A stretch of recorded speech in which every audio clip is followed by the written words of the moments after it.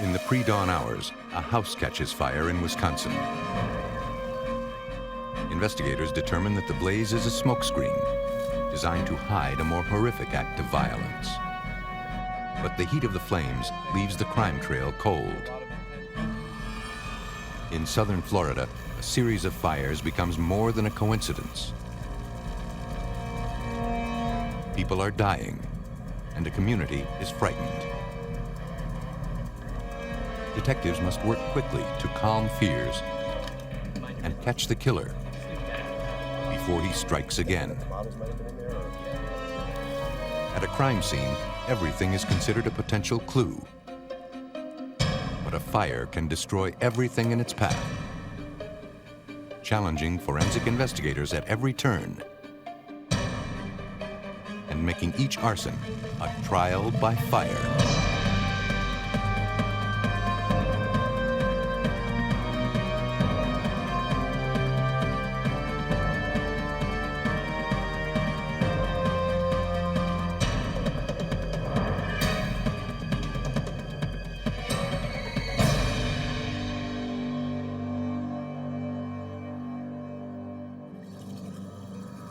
In this episode, some of the names have been changed.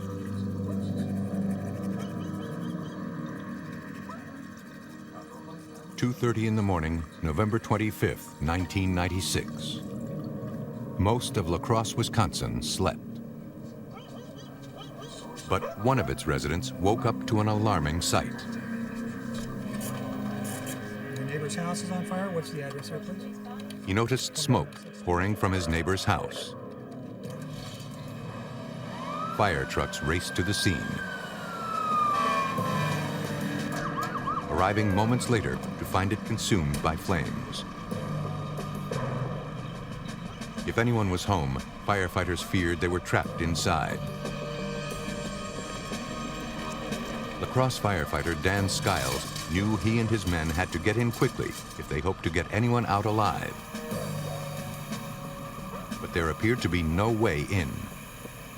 So instead of my normal routine of putting my shoulder into that door and pushing it open, I decided to sit down and use my legs to kick the door open.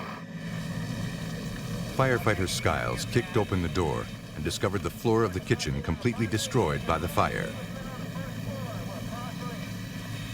With no path to guide them, they relied on each other, making their way through the flames and looking for anyone who was trapped inside. The person on the nozzle yelled out that he had a victim. We picked him up. I dragged him as far as I could before I ran out of air.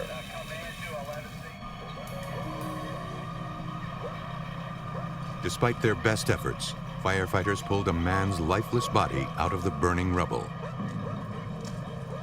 It was the homeowner, 64-year-old Donald Harmasic. And firefighter Dan Skiles suspected something else was wrong. There was blood on his head, and I thought that was unusual for a victim in a house fire to have any type of blood on him.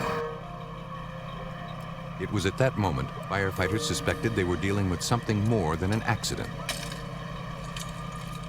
The body was transported to the morgue for autopsy.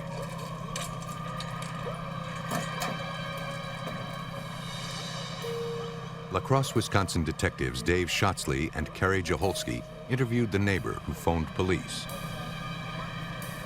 And although he saw the flames, he said he did not see or hear anything out of the ordinary.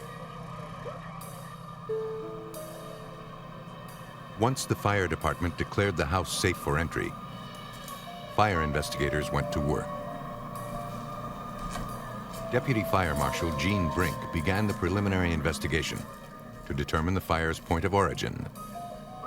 A fire investigator, in determining the cause of the fire, starts in the area of least damage, the outside of the house or the living room where there was no fire, and works back to the area of most damage. The house was cluttered with books and magazines. Detectives opened them and found money hidden inside.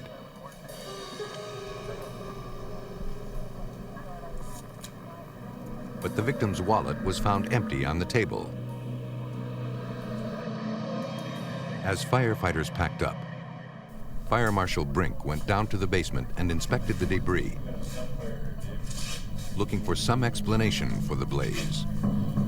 I want to show you why I'm convinced we had a set fire here. In our investigation, we determined that the fire had started in the basement. That's where the greatest burn had occurred.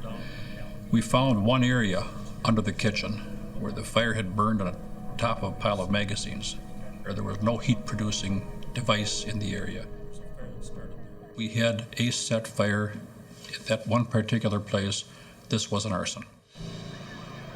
La Crosse arson investigators checked the outside perimeter of the house. They needed to find out who started the fire and why. They noticed a broken basement window. Investigators believed whoever started the fire may have entered through that window.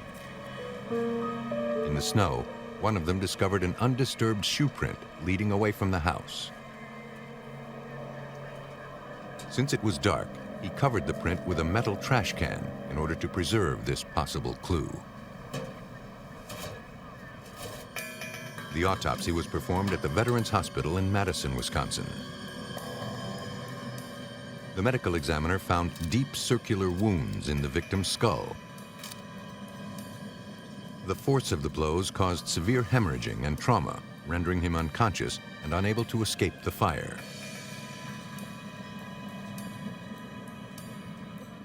Now, along with arson, authorities believed they were also investigating a murder.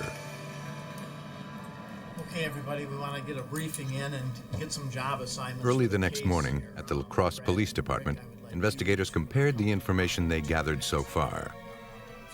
Detective Joe Dunham was one of the lead investigators on the case.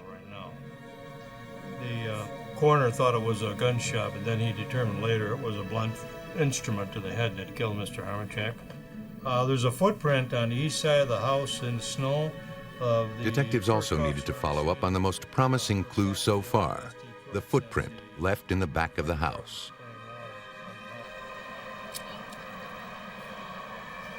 At the crime scene, technicians arrived to make a cast of the frozen shoe print. The snow's hardened crystalline structure captured the most intricate detail, but it had to be handled carefully so as not to destroy the print. Before a cast was attempted, the shoe print was photographed just in case.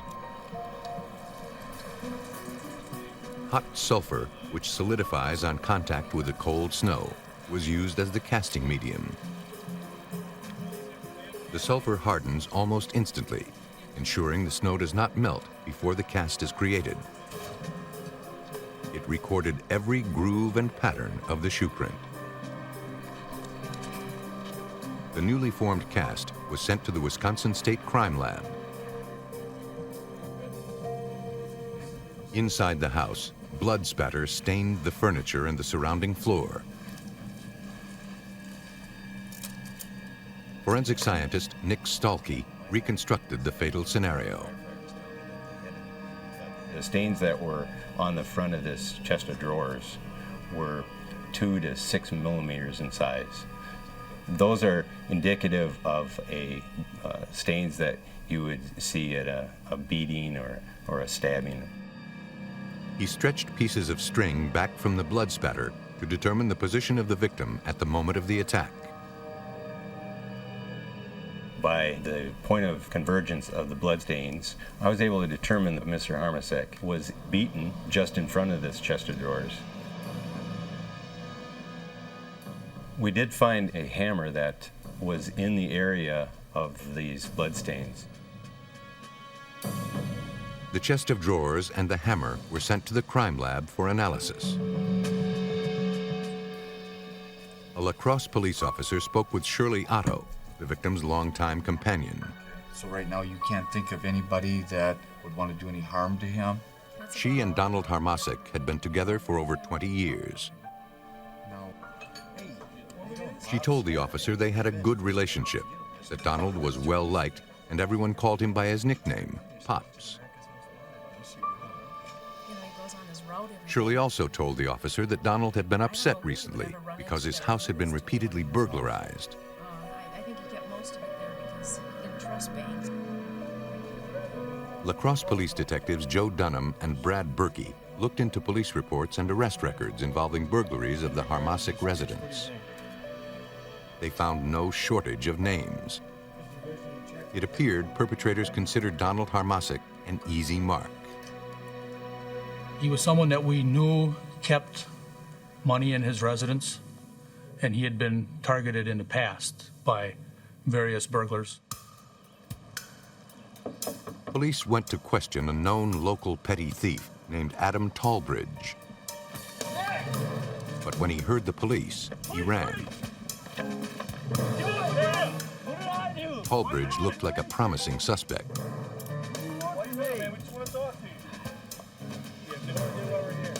What is this all about? Apparently running for a reason.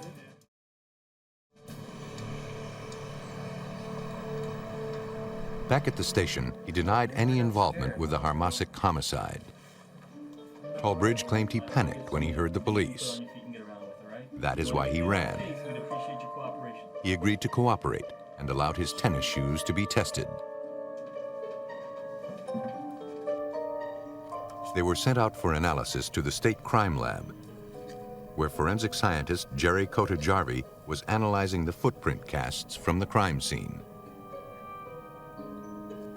There are a lot of shoes that have the same size and tread designs, but it's the unique characteristics that identifies that shoe to that impression. Like cuts and missing pieces and wear and so on. He determined that the footwear worn at the scene was an Airwalk tennis shoe, the same type worn by Tallbridge. But when he compared the casts to the sneakers, he found the shoes were the wrong size. Adam Tallbridge was not their man. Then Kotajarvi discovered something unusual. There were actually two separate and distinct shoe prints, one on top of the other. He concluded they were now looking for two suspects, not one. Detective Berkey realized they had to rethink their investigation. Detective Dunham and I both believed that there might be more to this. I mean, that information pointed us in the right direction. Investigators still had no idea who killed Donald Harmasic, and they faced an even greater challenge. They were now looking for two suspects, and their hope was that the newly discovered shoe prints would lead them straight to the killers. 64-year-old Donald Harmasic was murdered and his house set on fire to cover up the crime.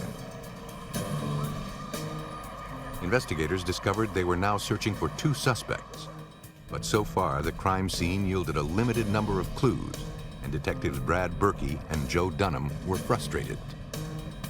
When you burn a body, you take a lot of evidence with it, and also when you burn the home, you take a lot of evidence there. It was a challenge. We had a big challenge ahead of us because we had no suspects in this brutal murder.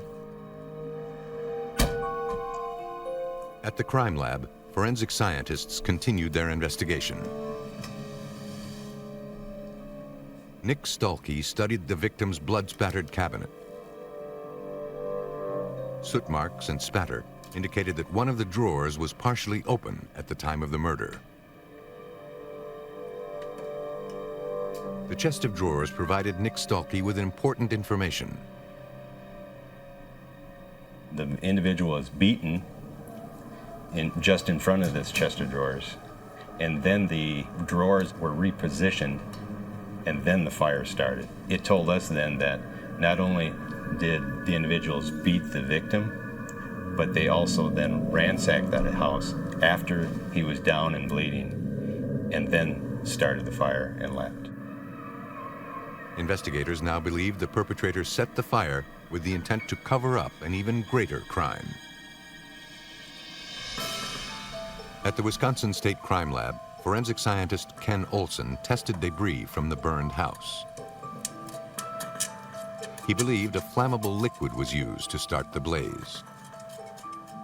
It's very difficult to just take materials that are present to start a fire. But with an ignitable liquid, you can accelerate that fire and get it going faster.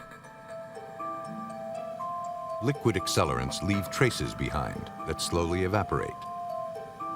The debris collected was placed inside a can along with a carbon strip. Carbon absorbs any traces of the accelerant left behind. The can is sealed and then heated to 100 degrees Fahrenheit.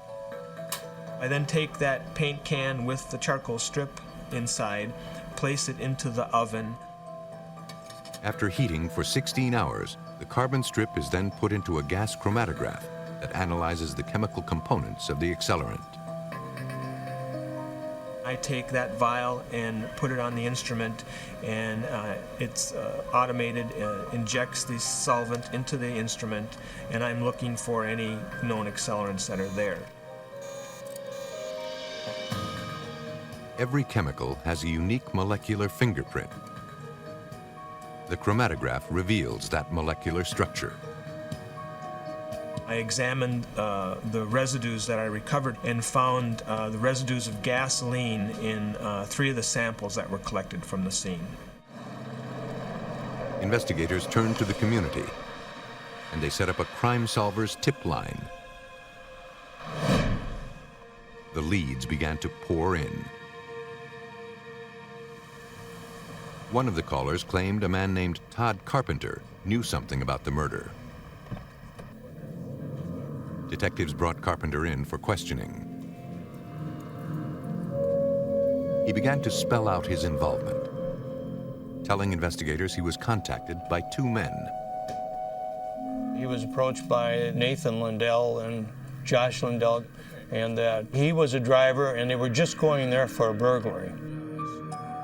According to Carpenter, the Lindell brothers heard a rumor that Donald Harmasic kept lots of cash in his house, and they wanted it. The brothers offered Carpenter money to drive the getaway car. Carpenter told the detectives he stayed with the car while Nathaniel and Josh Lindell committed the burglary. He waited outside while Josh and Nathan Lindell went inside the residence looking for money and rummaged around the basement and went upstairs looking for money. And at that time, they stumbled across Donald Harmachek. Afterwards, the brothers instructed him to drive to the top of Granddad Bluff, a secluded spot overlooking the city of La Crosse.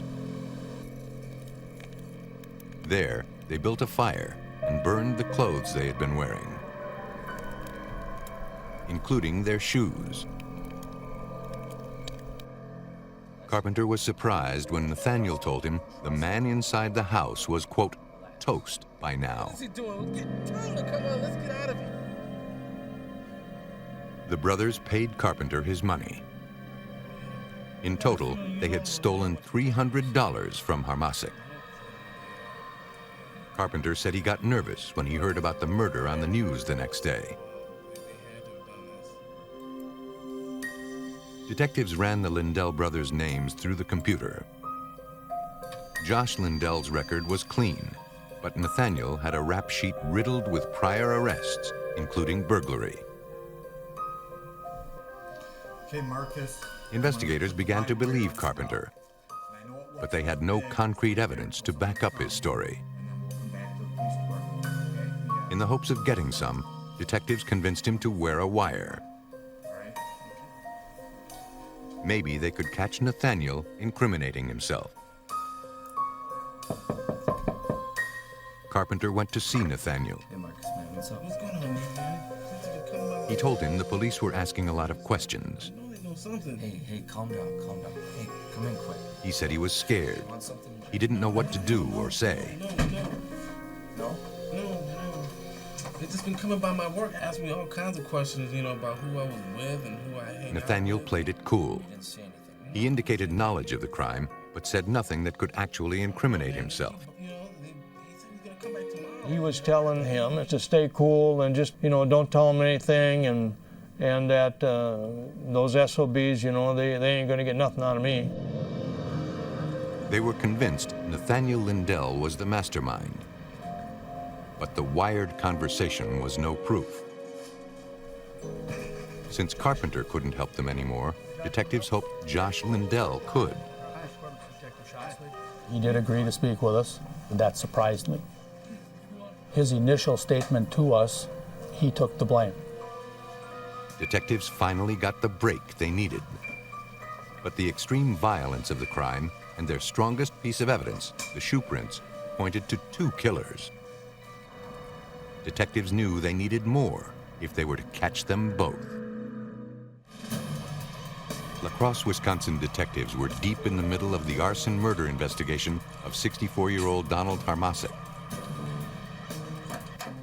The footprints found in the snow led investigators to two suspects, the Lindell brothers. Detectives Joe Dunham and Brad Berkey had placed Josh Lindell in custody. Although he claimed he acted alone, the detectives knew differently. Detective Brad Berkey hoped Josh would give up his brother. I believed that he was involved, but I never expected him in the interview to tell us that he was the one that did this. I fully expected him to tell us that his brother was more involved than he was, and that surprised me. He was remorseful that he did this, felt bad about it, and he was trying to make some amends by telling us what he did. Although Josh was taking the blame, in order to prove their case, detectives needed him to reveal his brother's involvement. Josh appeared nervous. He said he had never been in trouble with the law. And after hours of questioning, Josh Lindell finally admitted the whole story. He said he and Nathaniel broke in through the basement window, stepping on each other's footprints to obscure their tracks and to throw off police. So we're gonna look for those. They found Donald Harmasic asleep on the couch and panicked. I was scared. It scared me, and I panicked and I hit him over the head. Are you willing to speak with us in regard to this? He said his brother Nathan also repeatedly struck the victim in the head with a hammer and left him for dead. What's your present address? Then they set the house on fire to cover up their crime. Josh's story matched Todd Carpenter's. Exactly. Tell him to come on. Let's go. He said they drove up to the bluff so he and his brother could burn their clothes and destroy evidence. Murder was never part of the plan. Although by the time they left, the plan had fallen apart. Yeah, we weren't sure. I thought we thought After Josh's confession, investigators had what they needed to bring in Nathaniel for breaking and entering, arson, and the murder of Donald Harmasic. They arrested him at the apartment he shared with his roommate. And place you in the squad car after he searches you. When we get down to the police station, then we'll discuss He was this at handcuffed that time. and taken to the police station, where he was booked.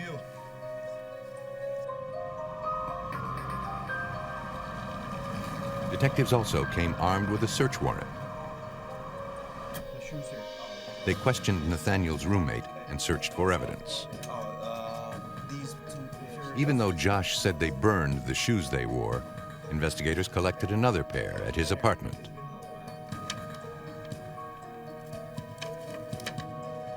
At the State Crime Lab, the shoes confiscated from Nathaniel were determined to be Airwalks, the same style and tread design of the shoe print cast. Although not an exact match, the wear pattern was uniquely similar to those worn at the crime scene. Despite the evidence against him and the fact that both Todd Carpenter and his own brother Josh incriminated him, Nathaniel Lindell refused to talk. He would not speak to us. That's his right, of course. But Nathan is cold-hearted, would do anything. Based on the evidence, police determined that Nathaniel and Josh Lindell broke into Donald Harmasic's home, intending to burglarize it.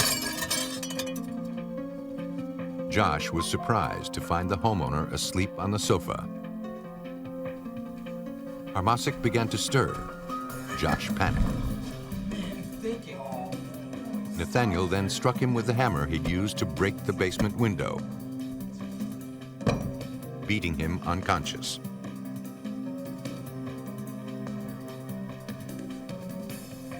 On their way out, the brothers took the money from the victim's wallet.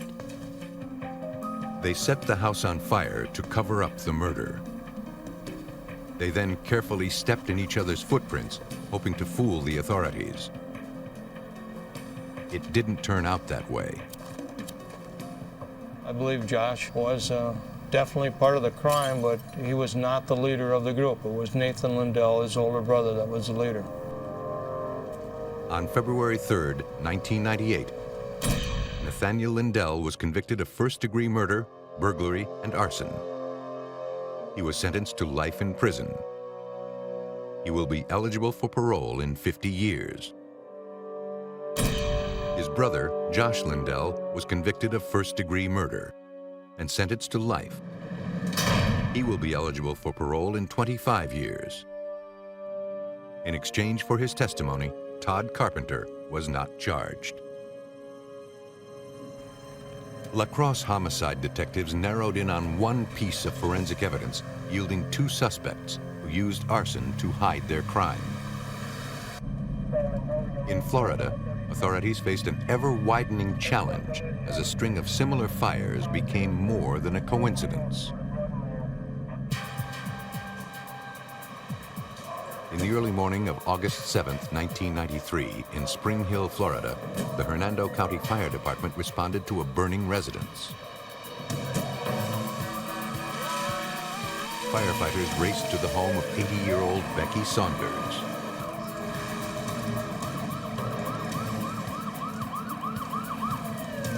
When they arrived, the flames had already ravaged a large portion of the house. The extreme heat was overwhelming, and the entrances were blocked. But the firefighters did all they could to rescue the elderly resident and salvage her home. It took hours, but the firefighters finally got the fire under control. Forensic specialist Gary Kimball investigated. Due to the extensive nature of the fire, we ran into some problems.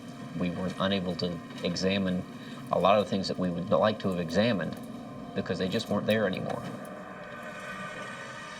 The heat was so intense, any potential evidence was destroyed. Investigators were unable to identify an immediate cause. Firefighters could not save Becky Saunders, an elderly widow who lived alone. She died at the scene. Police interviewed Becky Saunders' neighbor. He told investigators she didn't smoke, but she often fell asleep with the TV and lights on.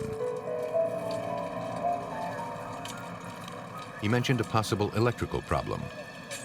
The house had been struck by lightning a month or two earlier. Perhaps it had caused some damage that led to the fire.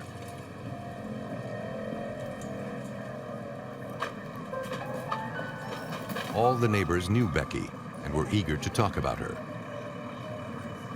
They said she was in good health and quite independent. Fire investigators asked if anyone saw anything unusual. No one did. The Hernando County Sheriff's Arson Unit, led by Detective Mike Owens, searched for answers. When they could not determine the fire's immediate cause, they needed to consider another possibility: arson. Arson investigation is not an exact science. It's a big puzzle. You try to take charred remains and then put them back together. We take everything in the room out and try to reproduce the locations of the furniture, everything and anything that was in there, and try and see where you're having low burns, high burns, to see what area the fire actually traveled. The debris collected from the house was sent to the lab for analysis. Arson expert Carl Chasteen looked for pore patterns or the residue of a flammable chemical, an accelerant, that would indicate arson.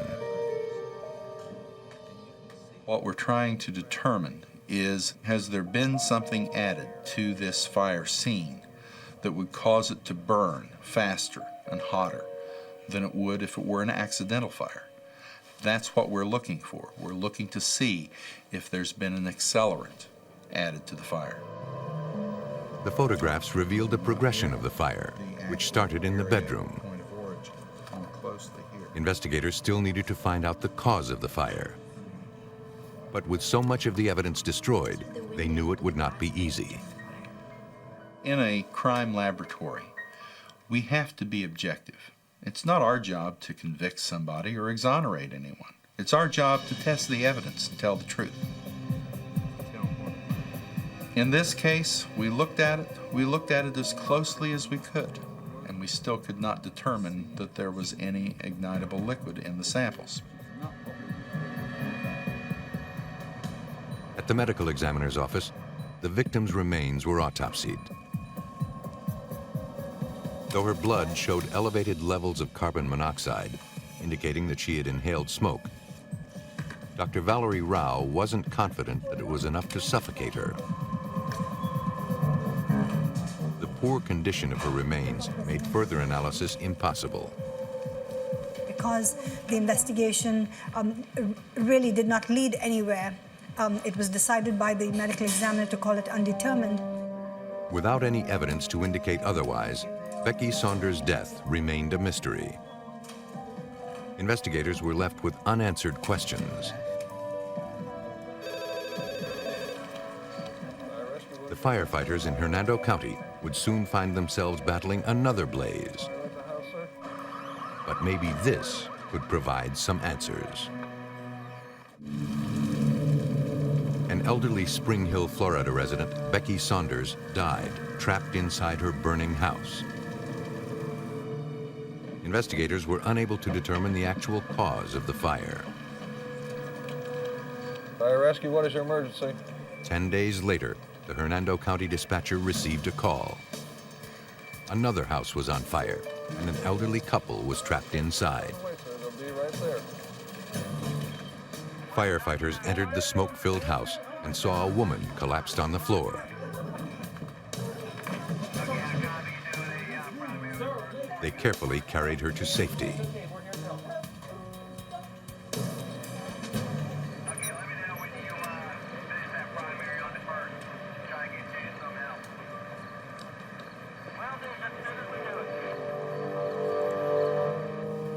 A man was trapped unconscious in the back of the house.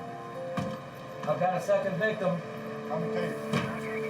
The victims, Mr. and Mrs. Ted Burton, were an elderly couple in poor health. They were rushed to the hospital.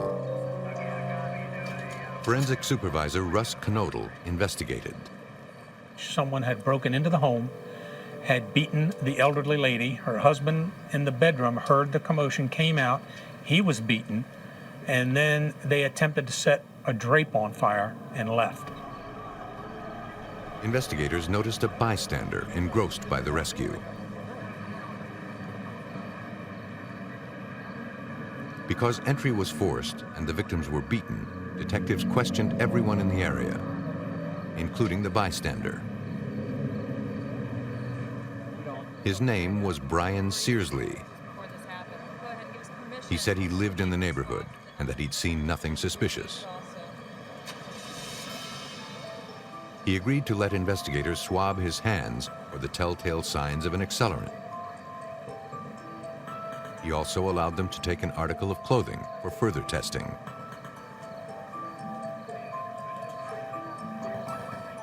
The fire had gone out only moments after it had started. The arson dog was sent in, and investigators collected debris to test for accelerants.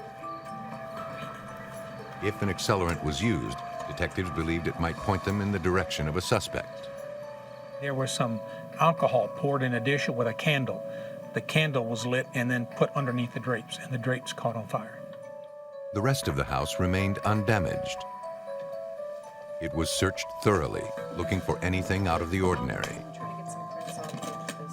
In the bathroom, investigators noticed a cabinet door open. Not sure what it could mean, the cabinet was dusted for prints.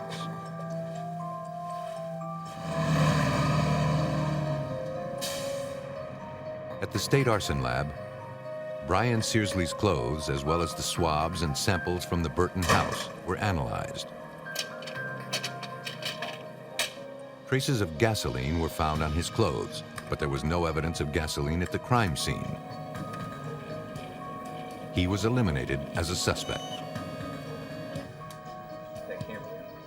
Police studied crime scene photographs, hoping to spot something they'd missed. Mrs. Burton suffered from Alzheimer's, and Mr. Burton had lapsed into a coma, so the couple was unable to aid investigators. They found no evidence that the similarities between the Burton fire and the Saunders fire was anything more than coincidence. Right off the edge of the carport. Now, we know it wasn't a robbery, because as we were going through the home, we opened up the drawer in the bedroom, and that's a picture of the drawer opened up in the bedroom. And if you'll notice, you can start to see a wallet, a man's wallet. When we picked up the wallet and opened it up, it had a lot of cash in it, so we know it wasn't a robbery. With no known motive and no possible suspects, the evidence baffled investigators.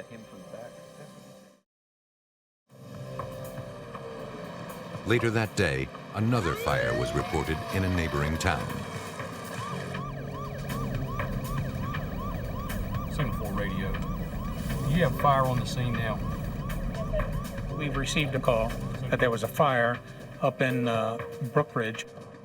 Again, the fire was hot and it had burnt severely to where everything in the bedroom had dropped onto the ground. We processed that scene looking for anything we could find. Like the first victim, 70-year-old Monique Jenkins had been found burned beyond recognition on her bed. And like the last fire, a bathroom cabinet stood open. Once again, most of the evidence was destroyed. But investigators collected what they could from the smoldering debris.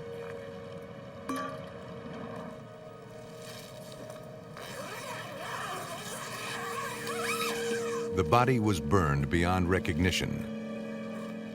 At autopsy, the medical examiner was unable to find the cause of death. The examiners did find the victim's hands were bound with duct tape, rendering her helpless. Examiners found no fingerprints on the tape. Again, there was no clear motive for the crime. The detectives approach us and they're looking for anything they can find that will forensically link something or someone to these cases.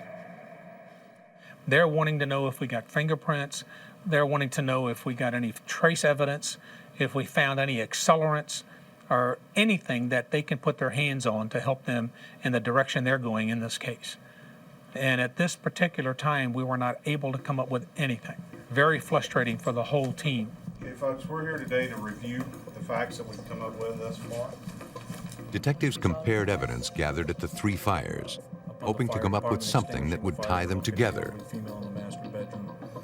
We had a great amount of intense heat inside this master bedroom. It appears to be some type of a home invasion at this point when both the victims were... The intensity of the blaze indicated an accelerant was used to cover up another crime. Once we examined the remains, it clearly showed that she had been duct taped with her hands clearly duct taped behind her back. So that's really the first indication that we're dealing with something other than accidental fires. This was the crucial piece of evidence that began to link the arsons. Because now we know we had a problem. We felt now we have somebody going around breaking in homes and burning these elderly women up. Police followed through on several leads. None paid off.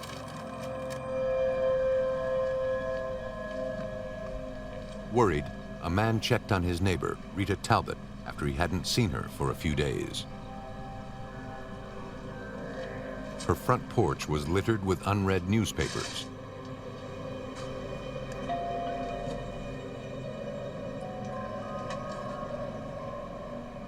She didn't answer the door. With the key she had given him, the neighbor entered the house. Hello? Hello? He found her in the bedroom, dead. Once again, police were called. They were all too familiar with this neighborhood. In fact, Rita Talbot lived on the same block as Becky Saunders, the first fire victim. Hey, Russ. What do we got going? Looks like another one. I haven't been in the scene yet, but we have, so we're doing some processing out on the side of the house. Got an open window, looks like it could be our point of entry. And but this crime scene was different. The house did not catch fire. Detective Mike Owens noticed the stains around the bed. What we've got is, looks like a pour pattern, Scott. Looks like we've got some alcohol bottles up there on the bed.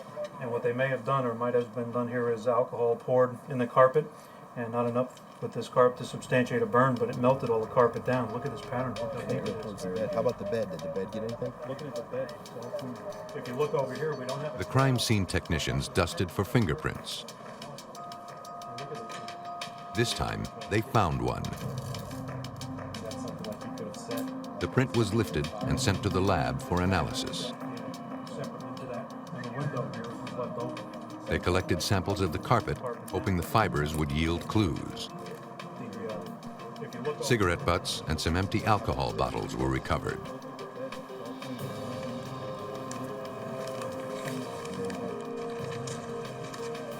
After weeks of frustration, this tragic crime scene produced several key clues. Now, detectives hoped the forensic evidence would bring them closer to capturing the killer. For almost 2 months, detectives had been tracking a killer who was wreaking havoc on a peaceful Florida neighborhood.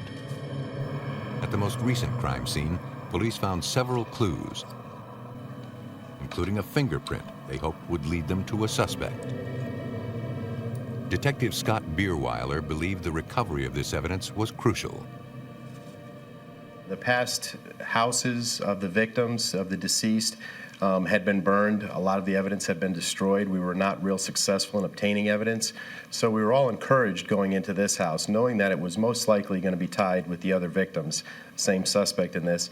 And if we were going to obtain any type of evidence, our best shot was to get it out of this particular house. Fingerprints were also lifted from a vehicle parked in the latest victim's garage.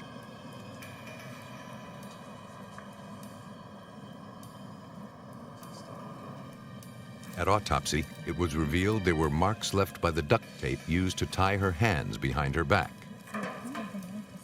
She had been strangled. All but 2 of her ribs were broken and her neck was snapped. They also determined she was sexually assaulted. Inside her throat, the medical examiner found a single hair. As detectives gathered their evidence, news of the murder spread. Detective Tom Holly received an anonymous tip. While I was finishing up my paperwork, I was working late last night, and I got this anonymous phone call from a female who tried to disguise her voice and kind of only whispered. But she said she knew who the killer was from Spring Hill, and she gave me the name of Edwin Caprat. So we should have some good quality prints to compare with those of that. What is his name? Caprat, you said? Caprat. It's going to hinge on forensics at this point. Forensic specialist Gary Kimball compared the prints recovered at the crime scene with those on file. Detectives learned Caprat had a long history of arrests. Well, he does have a criminal history. He's a convicted felon out of Hillsborough County. And 91, we have a homicide, willful kill, first degree, robbery, and forgery from Tampa PD. And they also learned Caprat performed odd jobs for several of the victims. One detective remembered interviewing him at the first crime scene. Kimball believed he was onto something. Forensic supervisor Russ Knodel examined the findings, looking for certain characteristics, such as identical loops and patterns. They were eager to share the news. Guys, we got some good news. Gary Kimball just made 2 of your late cases off Caprat case. Caprat is your man. He's the guy. But since Caprat was a local handyman and worked for several of the victims, his prints could be easily explained. And one off the car. in the garage. They needed more. Wonderful. He's your man. That's great. Scratch, too. So, Daniel, another one, man? For 2 weeks, Caprat was placed under 24-hour surveillance. Their goal was to collect more physical evidence.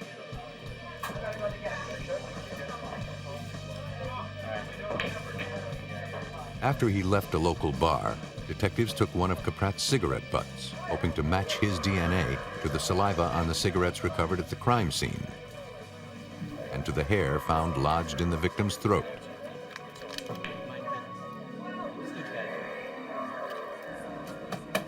The DNA matched. It was the connection they needed. Detectives obtained an arrest warrant and went to the suspect's most recent residence.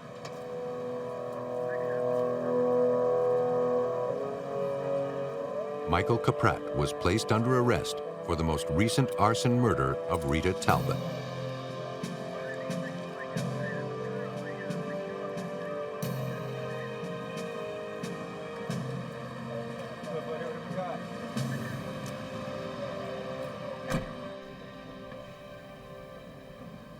In a room lined with photos of the crime scenes and the many files police had collected, detectives questioned Caprat. Prior to even interviewing, we knew that he was our guy, so we pushed forward with it. And Detective Douglas and myself kind of took on the good guy, bad guy detective. At first, he denied everything. But when confronted with the evidence, he confessed. Once we started our interview, we couldn't shut him up, basically. He just talked on and on and on and on. During the 3-hour interview, he confessed to murders of 3 women, as well as the 4 arsons. Caprat was charged with 3 counts of murder, 2 counts of attempted murder, and 3 counts of rape. The forensics evidence clinches the case for us, but there's nothing like a confession. According to his confession, Michael Caprat chose elderly victims because he believed they were vulnerable. He broke into their homes and crept into their rooms. He would restrain his victims with duct tape, then proceed to rape and beat them. He poured rubbing alcohol that he took from their own bathrooms, spilling it on and around their beds. He then lit a match. For his crimes, Michael Caprat was sentenced to death. On April 19, 1995, he was killed by another death row inmate. Fire can be used as a powerful weapon. Killers who choose it know little is left in its wake. Hey guys, how we doing? Though some hope it will successfully hide their crimes, many perpetrators discover forensic evidence can survive long after the fire is out. And their trial by fire leads directly to justice. Every woman's fear becomes all too real for one Southern California woman when an office party takes a violent turn.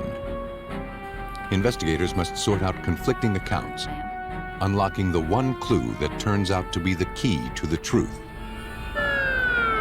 In a Portland, Oregon suburb, a 2-year-old toddler is found dead in his bed. His death is ruled accidental, but one investigator remains unconvinced. Using forensic experiments, she is able to reveal the answer that otherwise would be hidden. Solving crimes may begin with intuition, but applied science provides investigators with irrefutable proof. When criminals go to great lengths to mask their crimes, investigators must step up to the challenge and remain undaunted.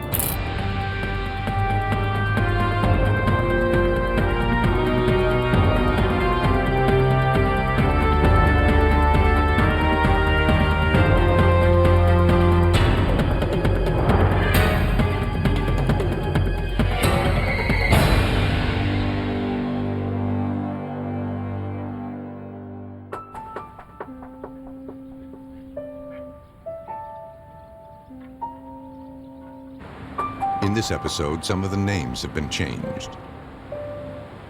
The city of Long Beach, California is on the cutting edge of the hottest trends and the hippest night spots. But sometimes the lure of the glittering lights and living life on the fast track leads to danger. 4 a.m. on a warm July night in 1999, Patricia White staggered from an apartment. Patricia. She was both disheveled and disoriented. Just come back in, okay? She was wearing her business suit and a t-shirt that wasn't hers. A man named Lorenzo Fial frantically tried to get her to come back into his apartment. But she wasn't coming back. She was desperately trying to call 911. Long Beach Police. Hello? Hello?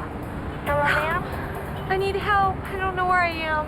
Hello? When she finally got through to the Long Beach Police Dispatch, she was confused and dazed and unable to tell police where she was or how she got there. Okay, what happened to you, ma'am? I don't know. Sorry, party, clerical. 10-4 en route. The dispatcher sent a team of officers to the scene. The dispatcher kept her on the phone, hoping she'd recognize landmarks that might be a clue to her whereabouts. Okay, can you see them? Yeah, they're getting out. Okay, go ahead and talk to them. Hold on. When the officers approached, they immediately sensed that Patricia was not acting right. Can I talk to you for a minute? She was frightened and completely disoriented. You okay? Patricia told him that she woke up in a strange apartment and wasn't wearing any clothes. She remembered leaving a restaurant the night before, but then she blacked out and didn't know how she got to this location. I thought it was water and it was really salty. The officers suspected she was under the influence of either alcohol or drugs. Do you live here? No. Okay, have you been drinking anything? Patricia said she had had 2 drinks nearly 6 hours earlier. Just a couple of small drinks. Lorenzo Fial came down to talk to the officers. I don't know. Do you know him? As a precaution, they checked him for weapons. He was not armed. He told them that Patricia was his girlfriend, and they had been out the night before. Are you guys out drinking tonight? Having a good time? Yeah. He said she was very drunk, so he brought her back to his apartment, where she passed out in his bed. He told them that they had not had sex that night. Who's he? Patricia told police that she and Fial worked together, and that in fact he was her boss.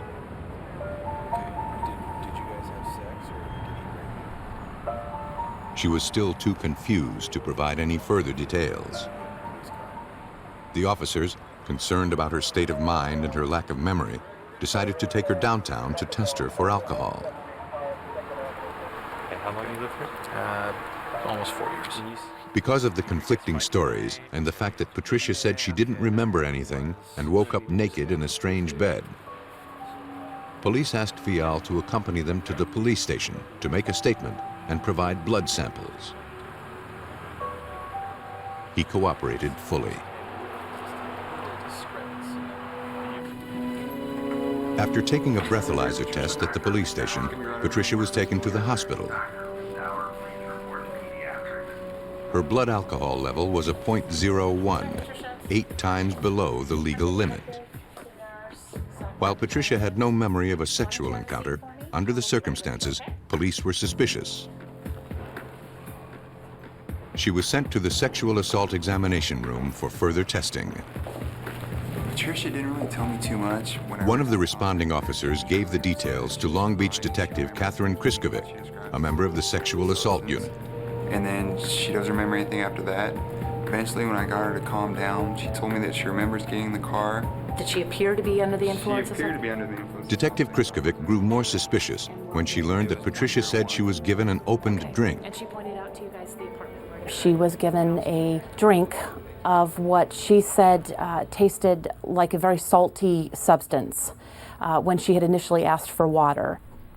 And she spit it out and again asked for water, took a gulp from the water bottle, and again it tasted salty, but she in fact swallowed this gulp. She does not remember anything after that point until she woke up naked in a bed. This all indicated to me, with my training and experience, that this possibly could be GHB. GHB, or gamma-hydroxybutyrate, is commonly known as a date rape drug. It has been on the scene in California since the 1980s. GHB is a fluffy white substance resembling powder. When mixed with water, it dissolves and is unnoticeable.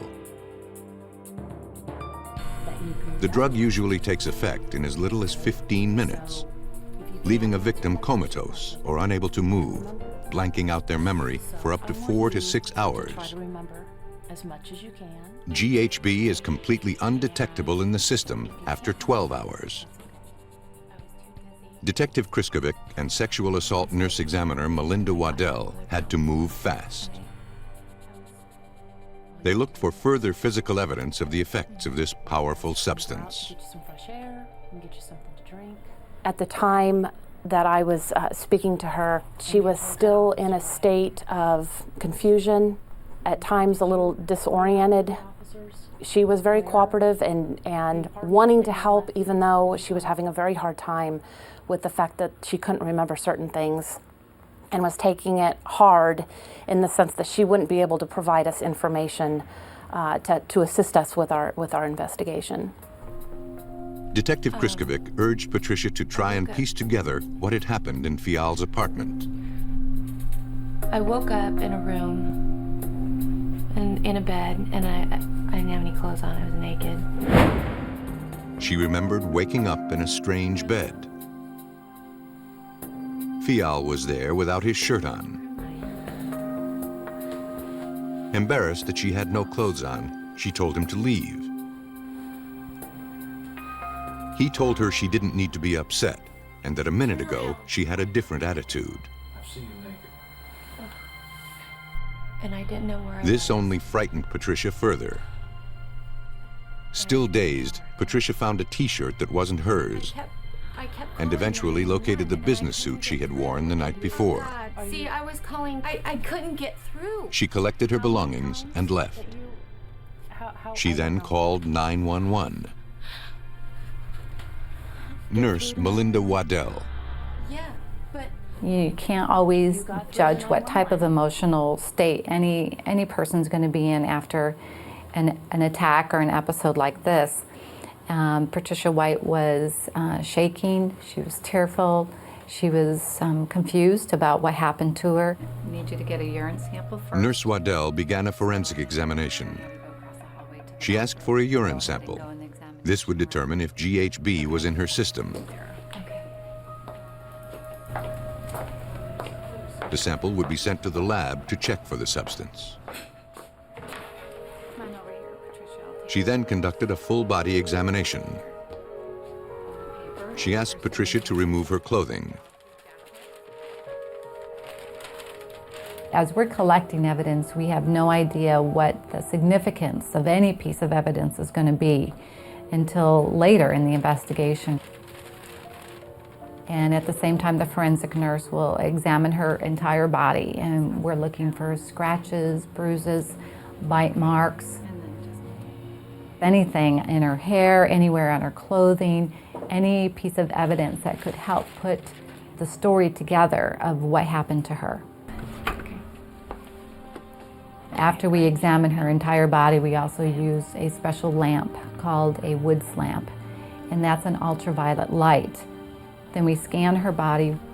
If there's any dried secretions or substances on her body that will fluoresce positive, we can see it with this light, and then we collect a sample. And we did have a positive sample on Patricia. Samples? Melinda Waddell discovered dried semen on Patricia's body. Vaginal and anal swabs also indicated the presence of seminal fluid. First thing I'm going to do, Patricia, is just take a look. She proceeded with a pelvic exam using a colposcope, a microscope fitted with a 35mm camera so that pictures can be taken of the internal tissue. In Patricia's case, we found some abrasions on her cervix. Normally, the cervix does not have any type of injury or abrasions on it, even with their story of non-consensual intercourse. It's very difficult to cause any type of self-inflicted injury on the face of the cervix. So it's a significant finding when we do see it. During consensual sex, most women's bodies experience a natural arousal response, Samples just from the making it outside. difficult to injure the cervix during intercourse. The bruising on Patricia's cervix indicated she was not a willing participant. Internal abrasions and hemorrhaging also indicated forcible sodomy. The conclusion that we can draw whenever we find an abrasion or a tear or a bruise that there was some type of injury created, and that's from blunt force trauma. We can't say what caused that injury, but that something was inserted and created an injury. We also can't really testify to the fact whether it was consensual or non-consensual unless the injury was severe, and then we could say that was extremely painful, and who would consent to that type of force.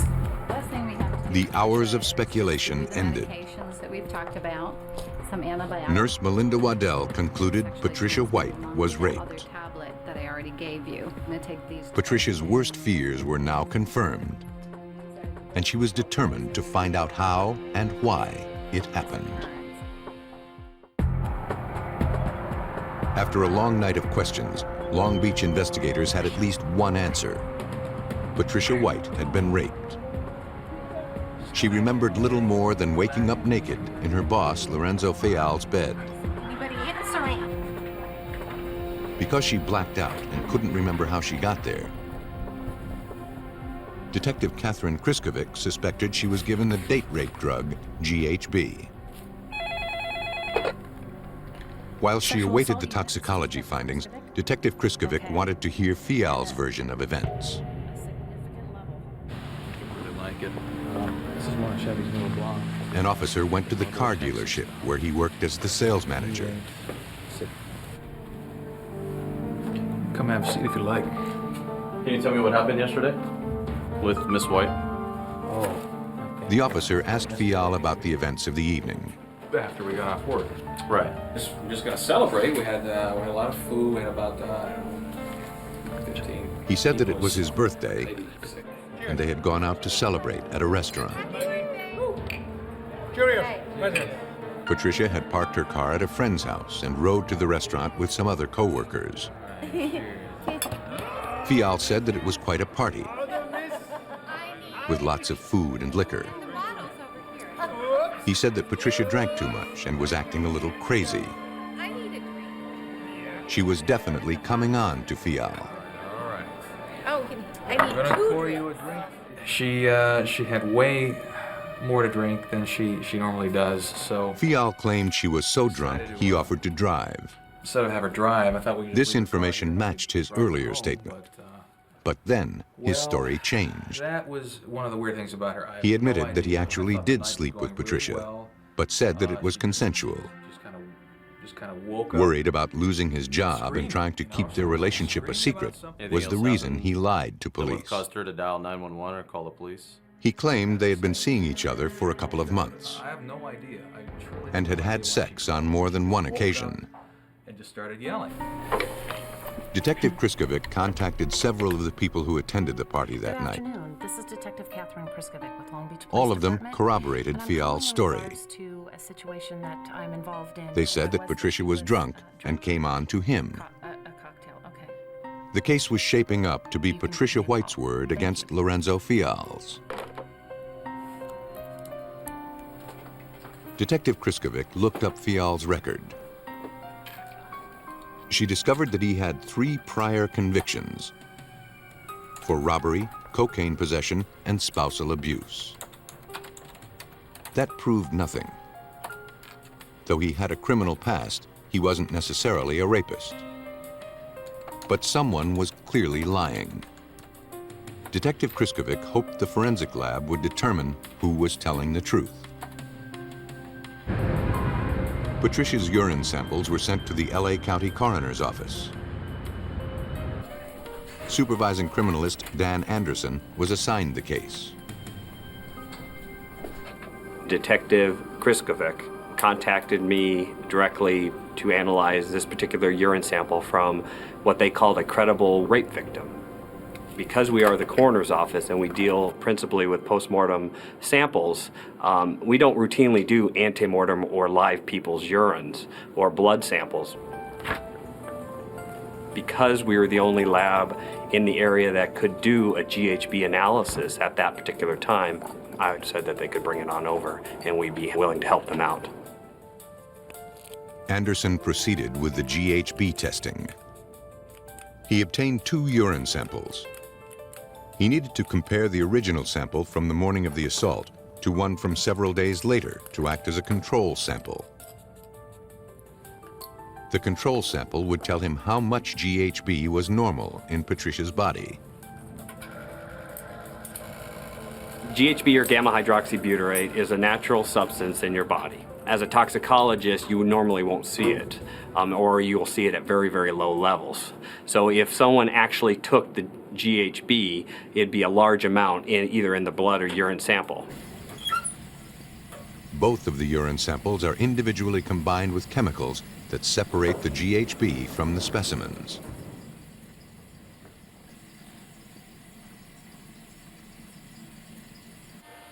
The isolated GHB samples are then placed in a gas chromatograph mass spectrometer, or GCMS.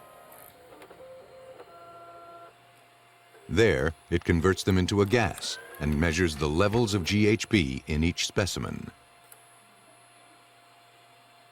Patricia's normal GHB level was 1 microgram per milliliter. Yet the sample taken the morning of the alleged assault showed 424 micrograms per milliliter. Patricia White had a large amount of GHB in her system.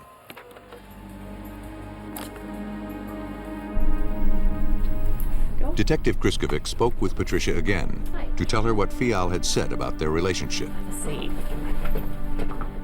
But I want to ask you again. Patricia was stunned when she heard that Fial had said that they were dating and had been intimate before. She said she had known Fial for nearly 7 years, but claimed they never had a sexual relationship. Patricia White talks about that night. So I didn't know him. It was a working relationship. He was my boss. He was in control of the dealership, and he was in control of my paychecks. So that's how I knew him. Ready? Come on. Again, her story contradicted what Fial had said. I was the most sober out of everybody, so I was the one driving because I had only 2 drinks. I told him, you know, the only way that I would go with him is if I would drive. And once you arrived at the liquor store, what happened? Lorenzo They went over the events of that night once again. to drink and came out.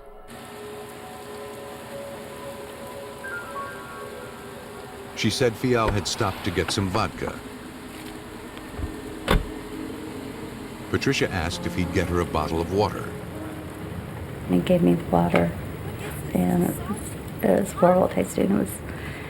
And then within like 5 minutes of that, it was a very short distance, that I don't have any memory at all. Patricia White's memory was hazy. She was still confused about exactly what happened that night. But what she did know was she had been raped, and large amounts of GHB were found in her system. Even that's fuzzy. I don't remember. How it got there was a mystery. And the one person who might provide answers was the last person to see her before she passed out. And that was Lorenzo Fial.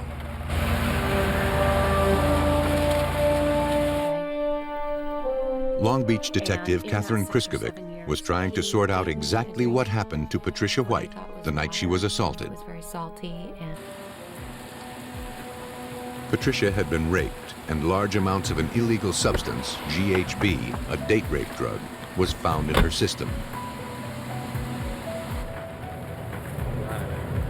Her last memory was of her boss, Lorenzo Fial, offering her a drink of water that tasted oddly salty. Don't pour it out, just drink it. She then woke up several hours later naked in his bed. What happened yesterday? Lorenzo Fial says the two were involved in a consensual sexual relationship. But Patricia White's internal injuries told a different story. Well, she was sitting in my lap.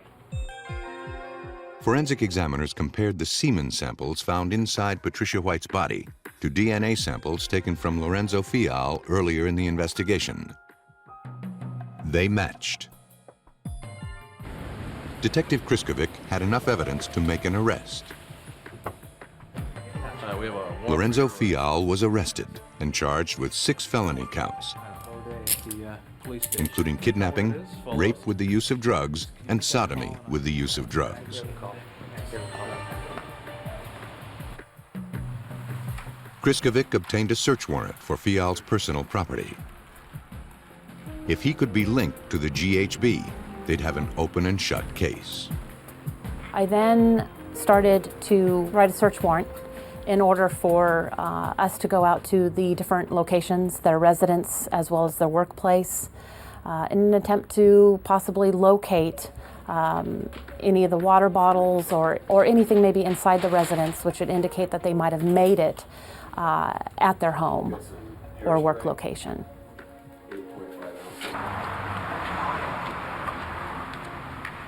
During a search of his car, they recovered some water bottles and sent them to the lab for further analysis. The lab conducted tests to determine if the water was tainted with GHB. The results were inconclusive.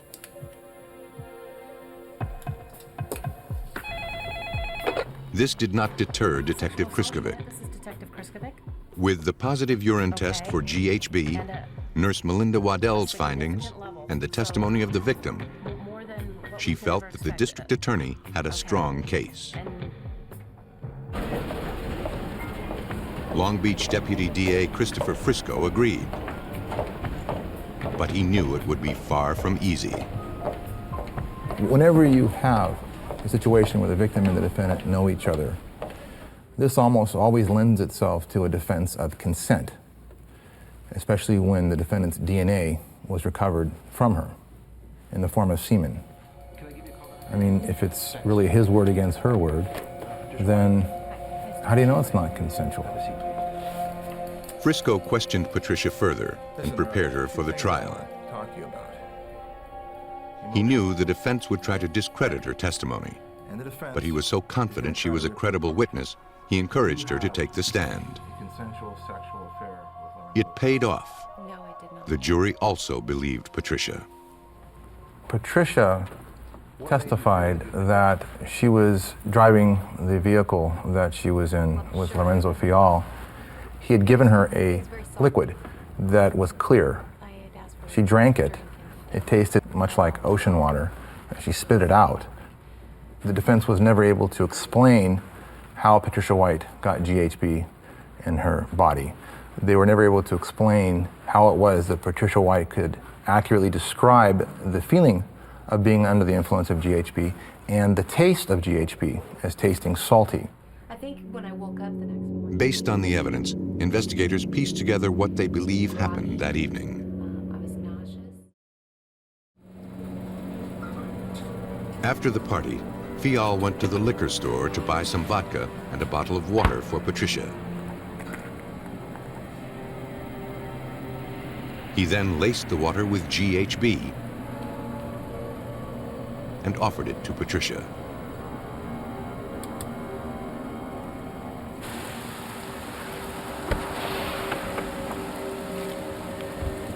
I asked for my water, and I took a big drink of it because I was really thirsty. And it just tasted so bad that I spit most of it out.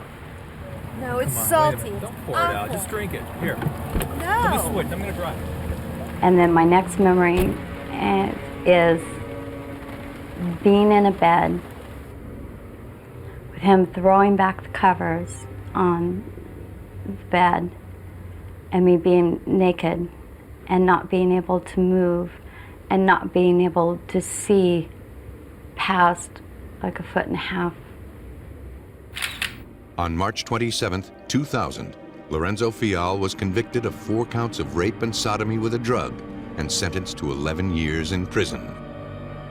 He never admitted to any wrongdoing. No regrets, no remorse, no nothing, no admission of nothing. He actually said to me that it's only 3 of us that know what actually happened. There was him, I, and God would make me pay for this. Today, Patricia White works with the Rape Crisis Center in Long Beach, helping to educate law enforcement agencies and schools about the dangers of GHB. The determination of forensic investigators to search for the truth resulted in justice for Patricia White. But when Oregon authorities are confronted with a child's mysterious death, they discover that the answers they seek depend on asking the right questions. Coquille is located in coastal Oregon and sits beneath the Three Sisters mountain range along the Coquille River, an ideal place to bring up a child. On September 1st, 1999, Denise Carter and her live-in boyfriend, Stacy Brown, celebrated Denise's birthday over breakfast. Around 9:15, Denise noticed her 2.5-year-old son, Mikey, had not awakened.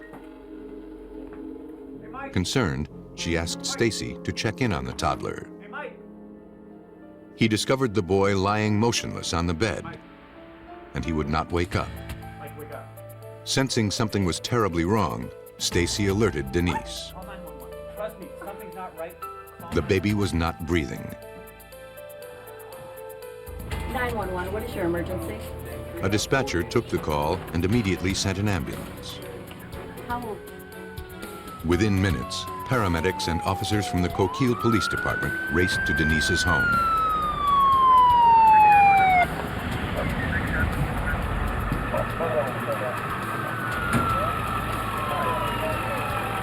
Denise rushed them into the child's room.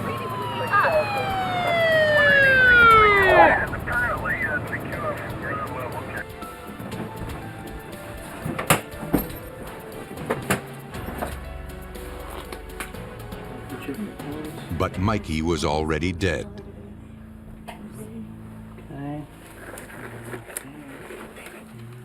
Denise and Stacy were devastated. Side for just a minute, please. Yeah. The circumstances surrounding Mikey's death raised suspicions. We can go someplace else. Assistant Deputy Medical Examiner Chris Karsher was called to the scene to investigate. I'm so sorry. What's going on? Denise and Stacy said Mikey was fine the night before, and neither of them noticed anything unusual. Denise had turned in early. Stacy had stayed up with Mikey. He said that when he put the child to bed, he was fine. Karsher decided to look through the house in search of an explanation as to why Mikey had died. The forensic team was already gathering evidence at the location. As Karsher entered Mikey's room, she began to notice something unusual. The child's bed was relatively undisturbed. The one thing that you did notice was the way he was laying, and several of the detectives, as the morning progressed, would look at him and say he looks staged. It looks like, you know, somebody's laid him there and positioned him, and it looked staged. Another detective on scene thought that the diaper just wasn't right. It wasn't wrinkled enough, or I can remember thinking that at the time. That's not the way my 2.5-year-old slept when he was 2.5. You know, he would have been all over the bed. Karsher also noticed that the bathtub had a small amount of water in it. Wet towels lay on the floor.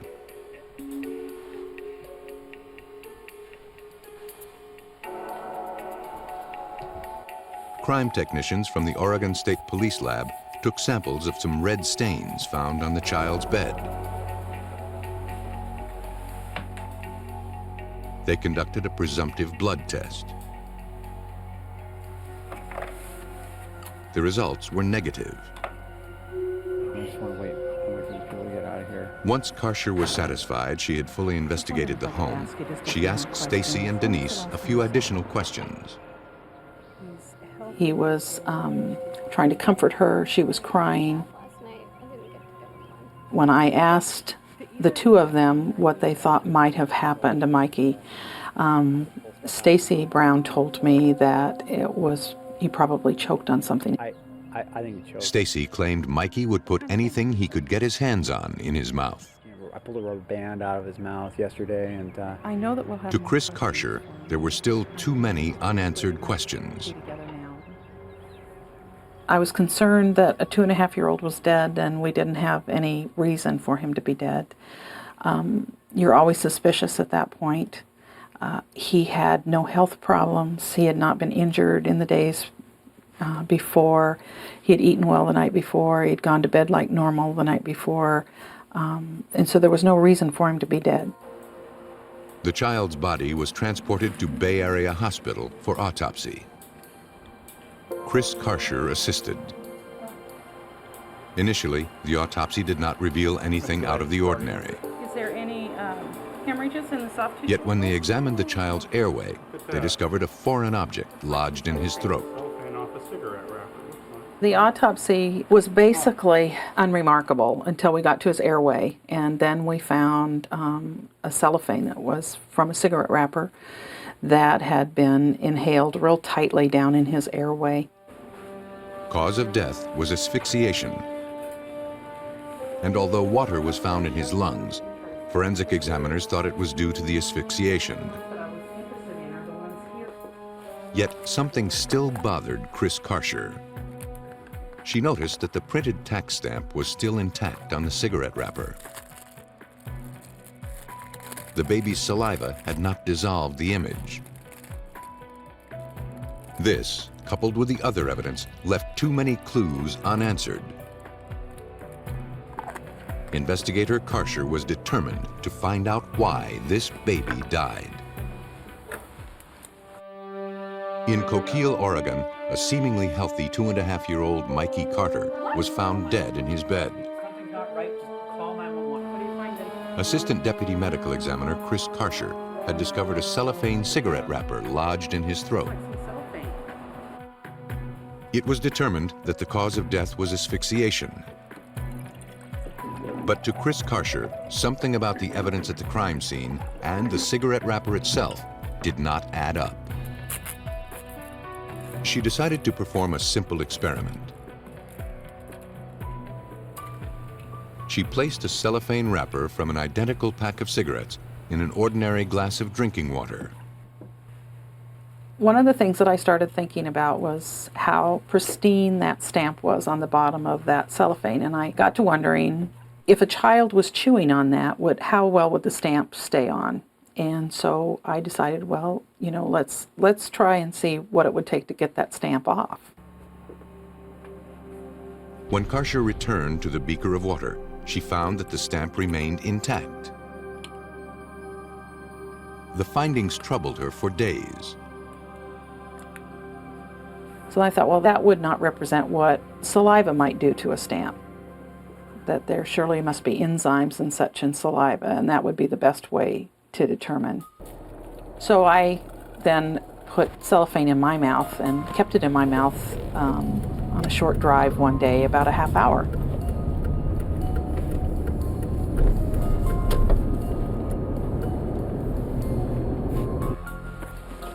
When she got back to her office, she examined the wrapper. And when I took it out of my mouth, the stamp was almost gone. All that told me at the time was that it wasn't in his mouth very long. What few places on the piece of cellophane that I had between my teeth, it poked holes in the cellophane. And what had come from Mikey's throat had no holes in it. The cellophane was all intact, as well as the stamp. Karcher recalled that Stacy Brown had said the little boy was curious and was always stuffing things in his mouth and chewing on them. Yet there were no bite marks on the cellophane. At the Children's Advocacy Center, Chris Karsher reviewed the case with the Coos County Child Fatality Review Team. Over the next several days, a team of investigators continued to pore over the facts. Detectives Vaughn Edsel of the North Bend Police Department and Pete Lichty of the Coos County Sheriff's Office joined the investigation. Unanswered questions that we need to look into. The first step was to obviously go over the existing material with a fine-tooth comb, try to identify any inconsistencies or any other questions that remained unanswered. At the same time we were doing that, a profile was being put together on Mr. Brown and Mrs. Carter and the immediate family so we could have a roadmap on how to proceed with the investigation. Detective Edsel asked Stacy and Denise to come down to the station to write out what they remembered about the night Mikey died. When Stacy finished his statement, he was eager to leave and wanted to know why Denise was taking so long. Hey. When I first met Stacy Brown, my initial observations of him were that he was very guarded and very cautious.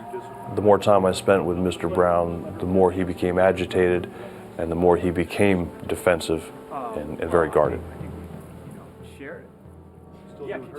Denise appeared more cooperative, and her statement was a detailed 11 pages. After finishing their statements, Stacy became angry with Denise. He was nervous, almost paranoid about what she had written in her statement. Detective Lichty remembered Stacy's volatile behavior. Mr. Brown finished relatively quickly in comparison to Mrs. Carter. It took him quite a bit of time to produce those 2 1/4 pages because he was giving it quite a bit of thought. I noticed that he was thinking quite a bit about what he was writing, whereas Mrs. Carter was just writing pretty much free thought, which was encouraging for us because we thought it would reveal some details. Detectives Lichty and Edsel reviewed the written statements and found inconsistencies. They then ran background checks on both. Stacy Brown's report indicated a long history of violence. Detective Edsel, take a look at this. Brown also had a record of alcohol and drug-related offenses. Menacing here. What do you think? I think we should contact his probation officer. Okay. Let's go. They dug deeper into his criminal past. I learned that he was currently on probation and actually for menacing a former girlfriend of his, where the encounter had evolved into a pretty violent ending where Mr. Brown refused to leave the relationship. How long ago was that? The probation officer also confirmed that Stacy had a drug problem, specifically with methamphetamine and marijuana. Appears to have a short fuse. Investigators would not let up and met often to go over the case. They went over everything, looking for anything they might have missed. Well, there is one thing that I'm not sure how important it is, but there was standing water that I noticed in the bathtub. One crime scene photo particularly disturbed Chris Karsher. It was of the bathtub and a small amount of water. Karsher wasn't sure what it meant, but the evidence did not square with Denise and Stacy's testimony. Denise had said that no one had taken a bath or shower the evening before. Investigators now knew they weren't getting the whole story. Detectives Lichty and Edsel decided to ask Stacy and Denise to take lie detector tests. They agreed. But on the day the test was to be administered, Denise showed up and told them Stacy had changed his mind. I don't know. Then last night he started screaming at me about coming in today. He didn't want me to come in. Yet shortly thereafter, Stacy showed up at the front desk. I need to talk to my wife. He had changed his mind again and now agreed to do the polygraph after all. Detective Lichty? Excuse me. Yes. Mr. Brown is here. Denise took the test first. Will you honestly answer the questions about Mikey's death? Yes. The polygraph results on Mrs. Carter proved that she was answering her questions truthfully. The reverse was true for Mr. Brown. Did you put that cigarette cellophane wrapper into Mikey's throat? No. Are you worried? Stacy I'll not ask a only question appeared we haven't agitated, discussed. his involuntary response, picked up on the lie detector test, revealed deception. Stacy became so upset after the test, he created a scene at the police headquarters. I really got to see my wife now. Now. During this time, Mr. Brown was outside in the lobby waiting for Mrs. Carter and started to create a scene. He started becoming agitated, he started to become angry, and he was actually escorted by uniformed officers outside the building because of his aggressive behavior. Detective Lichty told Denise privately that Stacy had not done well on the polygraph test. That has occurred. Denise was stunned and angry. And we have some concerns about your safety as far as you going home with him this evening. Because of Stacy's erratic behavior, he suggested she go to the Women's Crisis Center. We were concerned that something would happen that evening, so we encouraged Mrs. Carter to stay at the Coos Bay Police Department until we could make arrangements with the Coos County Women's Crisis Center and have her placed in a safe home until she felt comfortable in returning or making other suitable arrangements. She declined. Okay. Excuse me, Mark. Shortly after Denise left, Lichty received a disturbing call. Is Mrs. Carter okay? The pressure of the investigation had pushed Stacy Brown too far. He had threatened and assaulted Denise. He was arrested for domestic menacing. And having been convicted for domestic abuse before, he was all too familiar with the procedure. It appeared that Stacy Brown was not the devoted family man he professed to be the night of Mikey's death. And perhaps he knew more than he was letting on. If he did, investigators were almost certain to find out. In Oregon, the Coos County Sheriff's Office was investigating the death of 2.5-year-old Mikey Carter, who appeared to have choked to death on a cellophane cigarette wrapper. But authorities were beginning to suspect the child's death was not an accident. Mikey's mother, Denise, and her boyfriend, Stacy Brown, were the only other people in the house at the time of the incident. 104, 125. Stacy Brown's behavior was becoming increasingly erratic, and it culminated in his arrest for domestic menacing.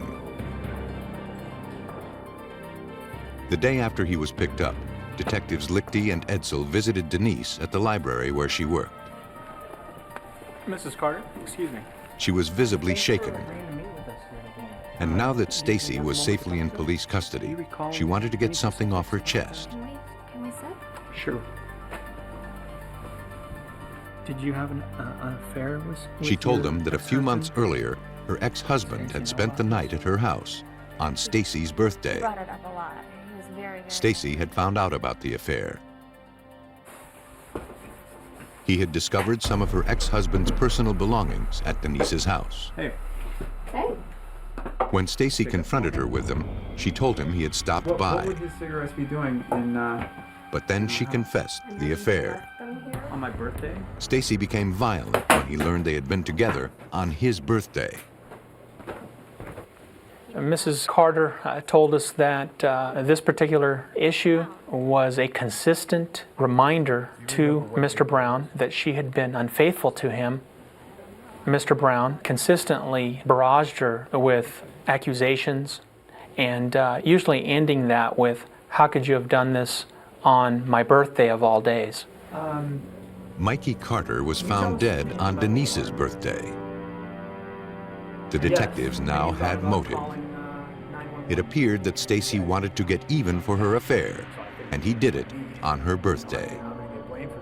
Detectives confronted Stacy Brown with Denise's story. I must tell you, I appreciate On a hunch, they asked him about the unexplained water in the bathtub. Detective Litke asked Mr. Brown about the standing water in the tub. Mr. Brown had a pretty dramatic reversal of what had been reported. Mr. Brown suggested that if there were water in Mikey's lungs, he could account for the presence of that water. Now, up to this point, there had been no indication that Mikey was anywhere near water during the time before his death. Finally, Stacy confessed to murdering 2.5-year-old Mikey Carter. He told them that he had given Mikey a bath. Mike? Enraged by Denise's infidelity, he tried to drown the child. Unsuccessful in his first attempt, he carried the child back to his bed, where he jammed the cellophane wrapper down his throat, cutting off his airway. Mr. Brown admitted that while Mikey was still breathing, he removed a piece of cellophane from the cigarette pack and inserted it into Mikey's throat to make it appear that Mikey had choked. Inside, I knew that he had done this. I just knew he had. And I guess at this point, I just am thrilled that we went ahead and did it, and that Detective Etzel and Detective Lichte did such a dynamite job. Stacy Brown was convicted of first-degree murder and received 25 years to life. As long as criminals try to hide their crimes, investigators will work to expose them. Though perpetrators believe they have covered their tracks, forensic scientists continue to develop new techniques and use their instincts to bring the guilty to justice. A St. Louis teacher collapses in front of her class. Her organs are shutting down and her students are panicked. Frantic doctors struggle to uncover the source of her mysterious condition. But science makes a shocking revelation. What once was thought an illness is now believed to be a crime. In Columbus, Ohio, a woman is found shot in the head. The death is ruled a suicide. But something is not right, and detectives refuse to let the matter rest. To find answers, investigators must decipher a pattern, unraveling the mystery that leads to murder. The meticulous work of forensic experts can often find even the smallest traces left by a killer and put an end to their murderous attraction.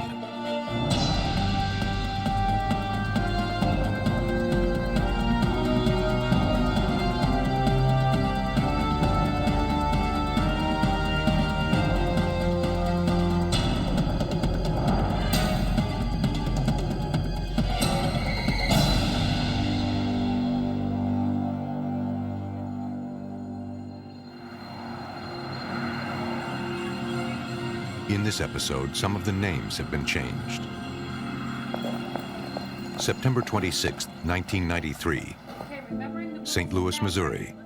Donna Boley, a 7th grade math teacher and mother of 2 teenaged sons, was in the middle of her lesson. She hadn't been feeling well all summer, but thought it was just the flu. And Kenneth, let's move on down to number 9. She hoped it would pass once the school year began. Which one are you going to do first? But it didn't. It got worse. Hold on, what's... She collapsed in front of her class. Molly, you okay? What should I do? Alarmed students called for the principal. She was teaching? Yeah, she was teaching physics. Paramedics arrived to find Donna struggling to breathe. They had no idea what was wrong with her or why she collapsed. In there. Medics tried to stabilize her, but her body was shutting down. She was losing consciousness. Donna was fighting for her life.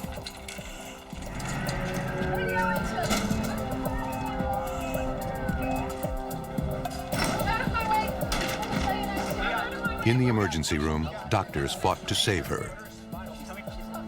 But it wasn't enough. Even with their best efforts, Donna was still struggling. She was now paralyzed, with no feeling in her arms and legs. She was immediately hooked up to a ventilator to help her breathe. Critical care specialist Dr. Gregory Becker.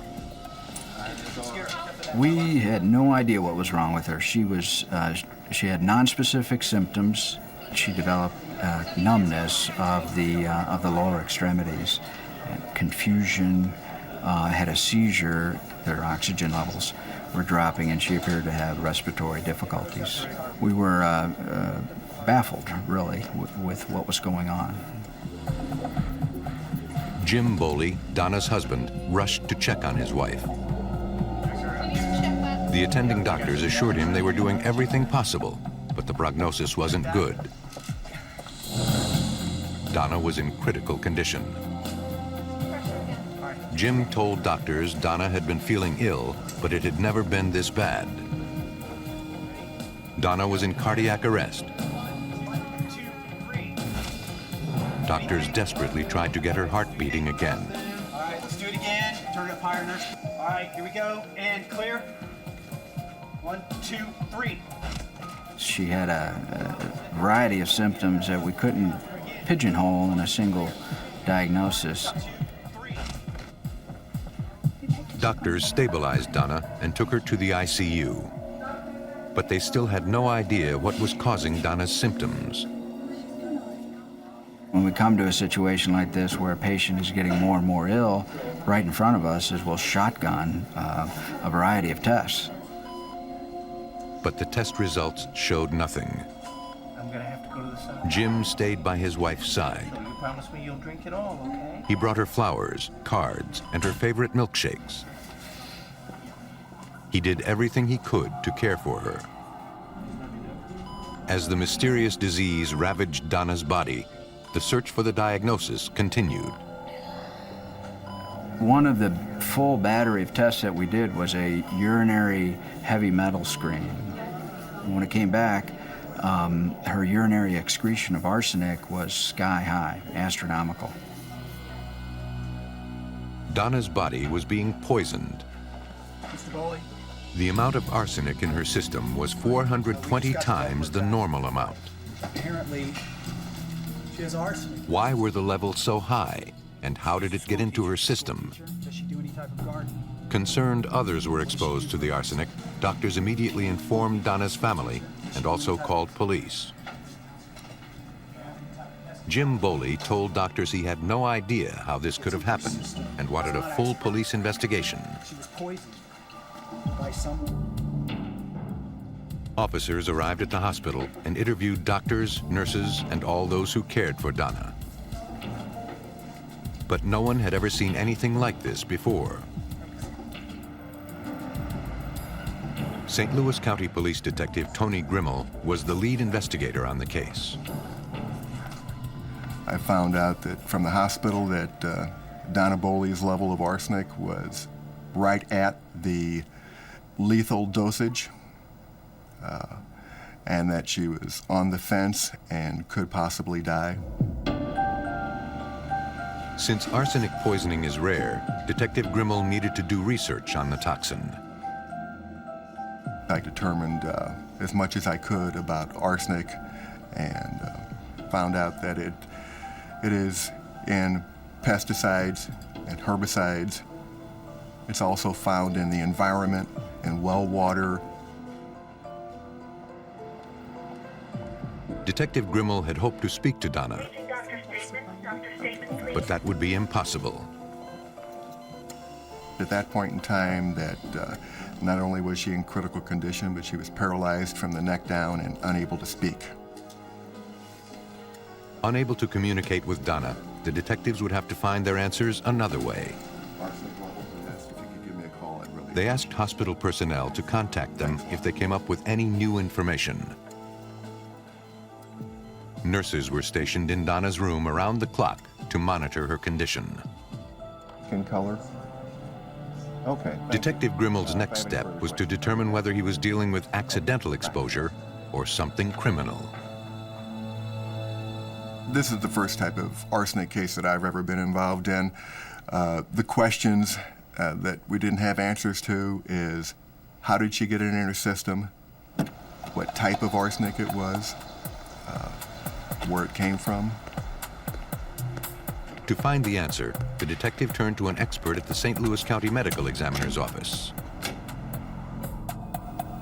He met with Chief Toxicologist Dr. Christopher Long. Arsenic symptoms are so common and typical of like the flu or possibly food poisoning that most physicians tend to focus on that area to see if there's some sort of biological reason why you have these symptoms. And they don't really consider arsenic or heavy metal poisoning. But arsenic poisoning is much worse than any flu. It attacks the body's red blood cells, eating away at them until the body completely shuts down. Everybody has arsenic in their system, but in normally low levels that don't offer any symptoms or any problems. But the levels in Donna's system suggested something else. Due to the high levels, it appeared to be administered to her, either self-administered or administered by someone else. Although environmental factors such as a tampered water supply were not ruled out, investigators had to look at all the possibilities, including attempted suicide or murder. Detectives visited the Boley home. Hoping to develop leads, investigators interviewed Donna's husband and her teenaged sons. Jim Boley said Donna had no history of depression. She never spoke about taking her own life and never attempted suicide. But the family mentioned Donna had trouble with several students who were angry with her over grades. Jim also said Donna had trouble with a teacher who used to work with her, and Donna was an easy target.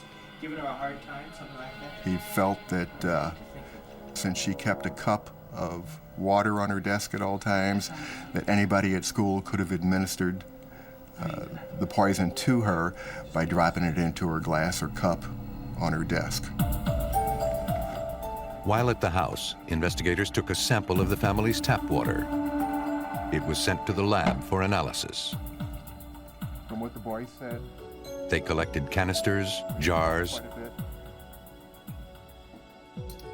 and utensils. Detectives also collected household products and cleaners.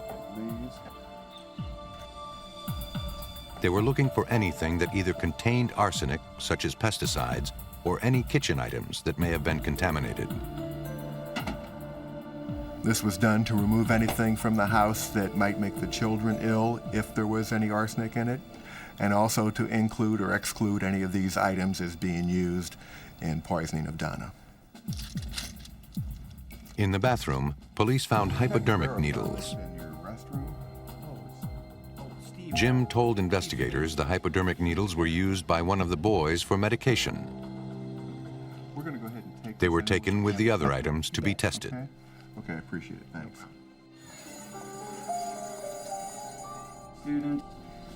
Detective Grimmel went to the school to follow up on the family's suspicions.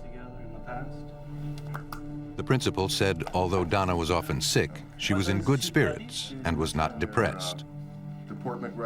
He also told the detective the problems with the former co-worker and the angry students were not serious. And none of them had been at the school in months. There's nothing negative in either of these children's Grimmel now files. believed if Donna was poisoned, it did not happen at school. At the Identification Bureau of the St. Louis County Police Department, the household items were tested for arsenic. The syringes found in the Boley home were quickly ruled out. As the husband said, they were used for prescribed medication for one of the boys. And all the other tests came back negative. None of the household items contained the deadly poison. The water was also clean. Detective Grimmel was at an impasse, and there were no leads in sight. I didn't believe that in a family of four, one person could have accidentally ingested a lethal amount of arsenic at home. and the others have no signs of arsenic in their system.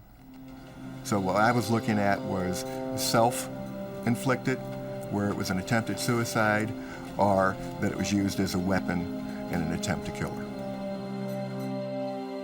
And the one person who could shed light on the investigation was the only person who wasn't talking.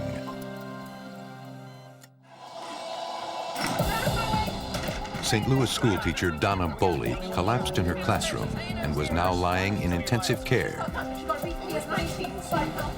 High levels of arsenic were found in her system. Detectives believe Donna was either trying to kill herself or someone else was trying to kill her. After following up leads at both her school and her home, they came up empty.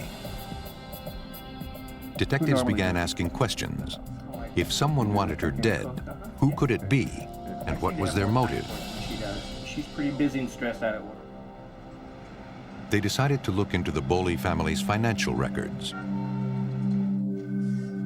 It didn't take long before Detective Tony Grimmel found a life insurance policy on Donna, and it was recently increased from $200,000 to $600,000.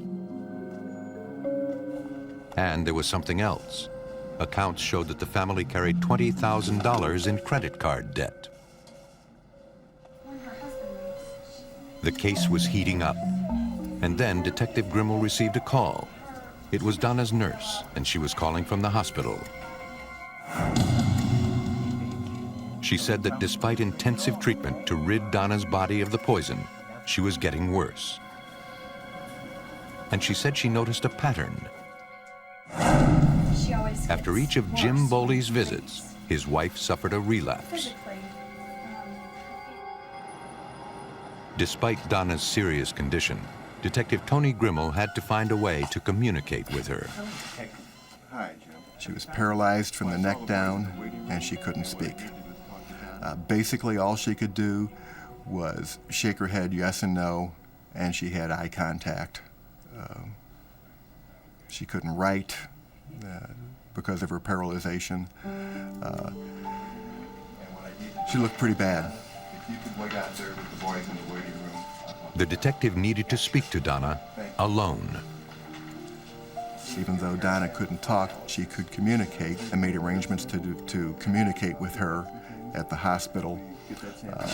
The hospital had been using a alphabet board in order to communicate with Donna.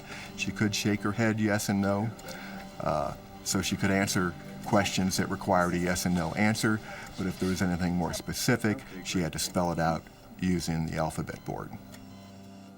The first thing I talked to Donna about was to see if she had administered this to herself, if she had attempted suicide, and she said she had not. I asked her a series of yes and no questions as much as I could. I asked her if she thought she got the poison at home. She indicated no. If she got it from friends, she indicated no.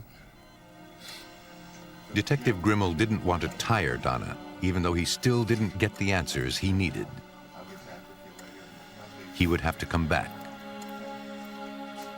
As I started to leave, she started shaking her head no, started crying.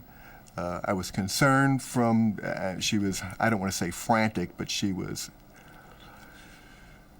upset, clearly upset. I was afraid maybe she was in pain, having some problems. I called a nurse in to check with her. She said she didn't want me to leave, that she wasn't in pain, that there was something else I needed to know. And the first thing she spelled out for me was that she was afraid Jim, her husband, was involved. M? Jim? Is that your husband, Jim? Okay. Do you feel he's involved in this? Slowly and painfully, nodding at each question and letter of the alphabet, Donna recalled a curious incident 2 months before. M-I-L. Have a good day. It happened on a busy morning as the family was rushing through breakfast and Donna was preparing for her class. Jim Boley always did the cooking. It was his idea to take some of the burden off of his wife. He gave Donna a glass of milk to settle her stomach and reminded her to drink it. It was then Donna saw pink residue at the bottom of the glass. Donna's story placed her husband under suspicion. This, coupled with the recent increase in Donna's life insurance, made Jim Boley the prime suspect in his wife's poisoning. But investigators were a long way from proving he was trying to kill his wife. Detective Grimmel asked Donna for a hair sample. It was sent to the lab to establish a poison timeline. And there was one more thing, Jim's visits. I called the hospital to tell them that Mr. Boley wasn't allowed to see his wife anymore. I contacted security and put a freeze on visits because I thought there was a possibility he was also administering some of this at the hospital. After my interview, I went out to the waiting room. The first thing he asked me was, "What did she tell you?" I told him that she told me a number of different things and that he and I were going to have to talk again, and we were going to have to talk at the police department. More evidence surfaced when Donna's relatives discovered a gym bag hidden at the Boley home. They brought it to police. Detectives were puzzled by what they found inside. Other women's lingerie. All in this bag, and I know that's not hers. And then there's these ads for escort services. Ads for local escort services. Love notes. He's maybe taking out some. These notes, where'd you find these? Contents also included photos of naked women and sexual paraphernalia. And the bag was? It was out in. We obtained cell phone records and found out that he was using 2 dating services. And that he was using his cell phone for this. At the toxicology lab of the St. Louis County Medical Examiner's Office, Donna's hair was tested. Hair grows about an inch a month, and because the arsenic attaches to the follicles and stays there, scientists can get an accurate timeline of the poisoning. Her hair provided answers to the questions when, how much, and for how long Donna was ingesting arsenic. Chief toxicologist Dr. Christopher Long performed an atomic absorption test. The arsenic analysis, you can't see that because it's done on a molecular level, and you can't see the little molecules or electrons. The computer can determine the difference in the light absorption, print out a concentration, and it's all done on computer. The results came in. From her hair, we clearly showed that at the far end there was no arsenic. That was somewhere 5 or 6 months earlier. From that point on, the arsenic levels in her hair increased, and they increased dramatically every month, up till and including the time of her hospital admission. This would show that she had been exposed over a period of time, and the dose was being increased over that time. The toxicologist reported his findings to investigators. Well, it was really an opportunity to put the science to work, to show how toxicology is part of the picture, and sometimes we can be a very important part of the picture in determining if somebody's a bad person or not. Police asked Jim Boley to come in to answer questions. Right here, Jim, this room here. Jim Boley seemed to be the perfect husband. He worked as a high school counselor, coached baseball, and was a scout leader. I told him that she was pointing the finger at him, that he was now the prime suspect, and I advised him of his rights. He was more than willing to cooperate, and he tried to explain away the pink milk and her feeling that he was a suspect. Well, she's got poison in her system. Boley claimed that his wife's illness had caused her to have hallucinations. She's confused. We got a wonderful system. Detectives asked him about the $600,000 insurance policy on Donna, about his financial difficulties, and about his extramarital affairs. Somebody's trying to hurt her. Talking for hours, Jim Boley seemed to have an answer for everything. Trying to waste But he explained those away, and he was good at explaining things away. Boley's background was in psychology. He seemed in control. so detectives took a new Have approach. you noticed throughout this thing that whenever he's talking, he's in control and as big as life, but when we talk, he shrinks back in his chair? Have you noticed that? Yeah, he seems real confident and comfortable when he's talking, and very uncomfortable when you're talking. Right. I think what we should do is go back in there and just hammer him and just get up on the podium and don't let him talk at all. Just give him everything you've got. This time, they would be verbally aggressive and not let him redirect blame. I've been listening to you all night long.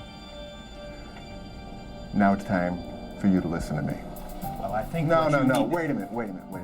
I've listened to you all night. Laying out the Now case it's my against turn. him, You listen investigators to me. didn't let Boley answer for an hour and a half. No, I'm doing the talking. At the end of all that, hour and a half or so, when he first did speak, he asked me, "How much time do you think I'm going to get?" Which in itself was a tacit admission, but not a confession. After over 8 hours of questioning, investigators still couldn't get Boley to confess to poisoning his wife.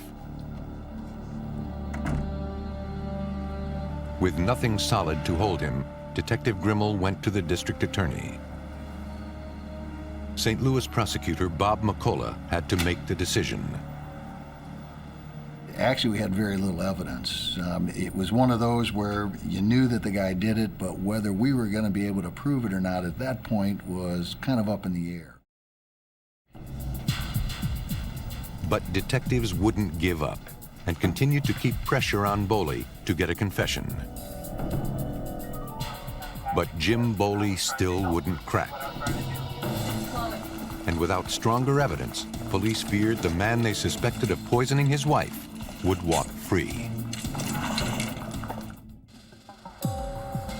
Someone was trying to kill Donna Boley. 420 times the lethal dose of arsenic was discovered in her system. Donna, what I'd like to And do police is believed they knew who was visit responsible, in the third row. Donna's husband, Jim.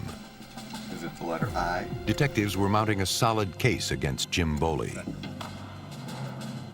They discovered he was patronizing sex services and bought a $600,000 life insurance policy on his wife. Want to have a seat there? Detectives brought Jim in for questioning, hoping to break him, but he had been You know why we're stonewalling here? them for hours. Yeah. I want to talk about Donna, and we'd like you to tell us what happened to her. Detective Tony Grimmel went to the prosecutor's office to try to get an arrest warrant. You need to do the right thing, and you and I both know what that is. You know, look at yourself. Look at this place you're at now. At the same time, Why don't you tell me Boley what finally confessed he had been poisoning Donna. I didn't want to kill her. I only wanted to make her a little sick. You gotta believe me. I just wanted to make her a little sick. She was really stressed. It's been a long summer. And I thought But he wouldn't admit he was trying to kill her. Yes, Lieutenant Varner over at the police department. Detective Grimmel's there applying on a warrant. Could I speak with him, please? St. Louis Detective Tony Grimmel. Grimmel was seeking the arrest warrant. Tony, Boley's over here confessing to Barra right now. He used that for the reason of the poisoning, I only wanted to that make he her and a his little wife haven't had much quality time together. He wanted to make her sick so she would stay home from work, and he could burn up his sick time and stay home with her and care for her and have some quality time with her. Jim Boley was taken into custody. He told investigators where he had hidden a box of rat poison in the house. He took police to the garden store where he purchased the poison. Hi, glad you could come He even pointed out which brand he bought. in. This is the product that you bought? Yeah. For months, Boley had carefully prepared potions of arsenic to feed to his unsuspecting wife. He told police That's he so cool. dissolved the poison in water before adding it to Donna's guys. food or drink. Time to hit the bed. Investigators asked police chemists to check Boley's story in the lab. They found the poison gave water a pink tint. When the mixture was added to milk, it did not color the milk, but it did leave a small pink residue. For years, Jim Boley had been living a double life with expensive adulterous affairs. Police say when it caught up with him, Boley carefully planned to get rid of Donna and collect enough money to continue his other life. But it didn't work. Medical and forensic science were able to stop him from killing Donna. St. Louis prosecutor Bob McCullough had a strong case. The charge that we filed, assault in the first degree, is the most serious charge there is, short of death. It carries a punishment of 10 to 30 years or life in prison. In addition to that, we filed an armed criminal action charge because he used poison in order to commit his crime, and that gave the potential of another life sentence. Jim Boley was found guilty of trying to kill his wife by poisoning. He was sentenced to life imprisonment. St. Louis medical personnel and detectives intervened and saved a woman's life. But tragically, in Ohio, the intervention came too late. Columbus, Ohio lies at the center of America's heartland. In early 1994, the city's police found themselves at the center of a brutal and mysterious case. At 2:51 a.m., police received a frantic 911 call. Are you with her now? The caller identified himself as Richard A. He said his wife had just committed suicide. The operator asked him to stay calm and wait for emergency personnel who were on the way. Sergeant 18-180-181 on a 47. Looks like it's gonna be a 43, possible 47. Columbus Police Department officers arrived at the address. No one was there to meet them. They called out, but there was no response. Columbus Police! Police! Hello, Columbus Police! Tentatively, the officers entered the residence. Got empty hallways, it's clear. Kitchen's clear. It looked as if the house was empty. In the master bedroom, Robert A. was at the foot of the bed. Show me your hands! He seemed dazed, confused, and unable to move. On the bed, a woman lying on her back with a gunshot wound to the left side of her head. She's my wife. A blue steel .38 caliber revolver was resting on her blood-smeared chest. A? Aye. Responding police officers questioned Robert A. Are you okay, sir? He told them he went into his bedroom and found his wife. He had no idea what happened. How much have you had to drink tonight, sir? Officers noted he appeared to have been drinking. Just drank some beer. How much beer? I don't know. Medics were called to the scene. Without disturbing the body, they examined the woman. It's at 3:03 a.m. Janet A. was dead. Radio medics pronounced at 3:03 a.m. Within minutes, homicide detectives arrived at the house. They are required to investigate any gun-related death. Detectives were briefed by the officers at the scene. Detective Eric Pilya was the lead investigator on the case. A small, dark-colored revolver was laying on top of her chest, and there was an extensive amount of blood that had come from the wound and run down her body, along her appendages, and pooled in several areas. The detective interviewed Janet's husband, Robert. Detective Pilya? He still appeared to be in shock and was non-responsive. My first impression of the husband was that he was either extremely distraught to the point of being in shock, or extremely lethargic or drugged, unemotional, just kind of dazed. When A composed himself, he told investigators earlier that evening he and his wife watched some television after dinner. Fell asleep? She was leaving for a business trip to Cincinnati early the next morning. Robert told investigators Janet was nervous about her trip. I'll miss you, but I'll be all right. She was deathly afraid of public speaking. I have to go to bed. I have to get some rest, okay? She wanted to get a good night's sleep, so she kissed him goodnight and went upstairs to bed. A said he stayed up a little later and watched a kickboxing movie on television. So he fell asleep on this couch here. He explained that he had fallen asleep on the couch. He had woke up, decided to go to bed, went upstairs, turned on the light to the bedroom, and found his wife laying there with a gunshot wound to her head. He said that he then went and checked for a pulse. He was shocked when he found his wife had committed suicide.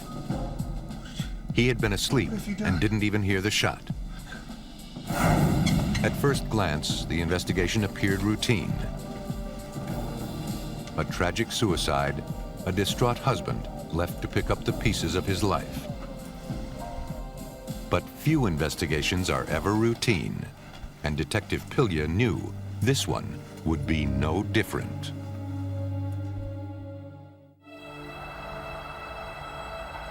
In Columbus, Ohio, Robert A. woke up to a nightmare.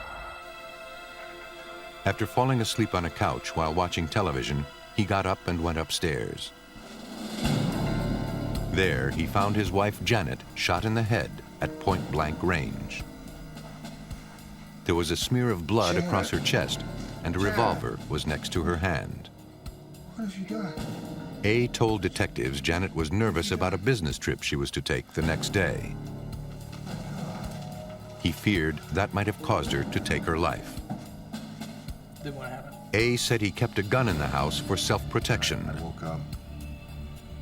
He normally And kept I it got under the up sofa and I went where he had upstairs. been sleeping. But it wasn't there. Do you remember what was He on? said Janet must have taken it earlier or while he was asleep. Watching a game. Detective Eric Pilya asked Robert A. what he remembered. Right here. I asked him, did you touch the body? At first he said no. Then he said, well, I checked for a pulse and explained that he had been a medic in Vietnam. I asked him specifically how he did that, and he said that he had touched her neck to check for a pulse. Crime scene investigators photographed the scene, documenting the position of Janet's body, her arms, and the blood swipe across her upper chest. They rearranged her hair to get a better look at the blood pattern. The gun was collected, along with other evidence. In searching the room, detectives also noted a flashlight on the dresser. Janet's body was taken to the coroner's office for examination. Officers checked for any signs of forced entry. They found none. At the Franklin County Coroner's Office, the medical examiner swabbed the victim's hands and examined the rest of her body. He took blood samples for a toxicology screening. Janet's head was x-rayed to determine the angle in which she was shot and the path of the bullet. All the physical evidence supported a self-inflicted injury, and the autopsy report classified Janet A.'s death as a suicide. But to the seasoned homicide investigators, something still didn't seem right. Robert A.'s story wasn't adding up. I made a mental note when he told me that he had turned the light on, that that's not something normal. That seemed abnormal to me, that someone would turn their wife sleeping in bed and they're going to go and turn the light on and wake them up as they're going to bed. That just kind of seemed funny to me at that time. Investigators decided they needed to find out more about Janet's state of mind. Okay, that'd be fine. I mean, it's understandable. They spoke to her parents to see if Janet suffered from depression or was upset about anything. Janet's parents said she was fine. In fact, she had been looking forward to her business trip. The parents' comments didn't seem to support the coroner's findings according to homicide detective Carl Rankin. It seemed that Janet A. wasn't a very good candidate for suicide, and that she did in fact have things to look forward to even as soon as the next day. The detective asked about Janet's relationship with her husband. Robert A. was insisting to go to Cincinnati also, and the fact that Janet didn't want him to go. They spoke about taking care of the dog, and that Janet A. didn't really feel comfortable even leaving the dog with Robert A. Janet told her parents Robert had been seeing another woman for several months. She had everything. Just 3 weeks before her death, Janet said she was planning to divorce him. She had a dog she loved. She had. This strengthened investigators' suspicions that Janet A. may not have taken her own life. But they needed proof, so they went back to the crime scene and started from scratch. They re-examined photographs and noted Janet's head wound was on the left side. When they interviewed friends and family members, they discovered that Janet was right-handed. The gun was also positioned very awkwardly in her hand, according to Detective Rankin. The butt of the gun was facing the opposite way of the hand. The barrel was in fact pointing upward. This would be a difficult shot for a right-handed person. At the crime lab, toxicology results on Janet's blood came back. It appeared she had taken a massive dose of sleeping pills. Perhaps she had tried to kill herself with pills, and when that didn't work, she got the gun.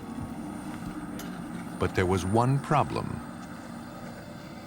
The toxicologist's opinion was that Janet A., after taking that many drugs, would not have been able to form a thought pattern, to have been in bed, taken the drugs, gone downstairs, taken a gun out of below the sofa where Robert A. was sleeping, walked back upstairs, gotten back in bed, and shot herself.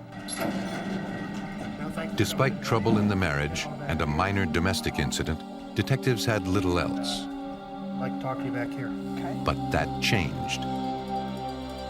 Police got a break when a call came in from a woman who said she was the last person to talk to Janet the night she died. Okay. The woman was Janet's close friend, but she hadn't come forward because she was afraid of Robert's violent temper. She told police that the night Janet died, she had come over to borrow a dress. Yeah, that's nice. Janet was excited and looking forward to her trip to Cincinnati, and glad to have time away from her husband. On the night Janet died, she called and talked to her friend at 11:30 p.m. She was whispering and said Robert was angry and arguing. Yes, I was. He wanted to go on the Cincinnati trip with her, but Janet had refused. The friend told investigators that Janet then abruptly said Robert was coming into the room and she had to go. Janet quickly hung up. Very violent temper. It was the last time anyone heard from her. Not exactly. Pieces were falling into place. Detectives were now ready to confront Robert A. You know, we've been wondering about. They told him they needed the truth Why would there be and a arranged flash? for a polygraph test and asked him to take it. Why would it be right out on the dresser? I don't know. I want to talk to my lawyer. Robert, I don't have any problem with you talking to your attorney. To prove that Janet's death was not a suicide but cold-blooded murder, detectives needed hard evidence, and that evidence was right in front of them in the crime scene photos. At that time, it was determined that if we were going to have any substantial evidence out of the blood spatter evidence contained within the photographs, that we were going to have to consider going outside of the department and hiring an individual to take a look at these photographs. Story of, I don't remember. Up to this point, detectives' beliefs were just another theory. But the coroner's report was conclusive. If they hoped to reopen this case, they needed a lot more than theory. They needed science to back up their suspicions.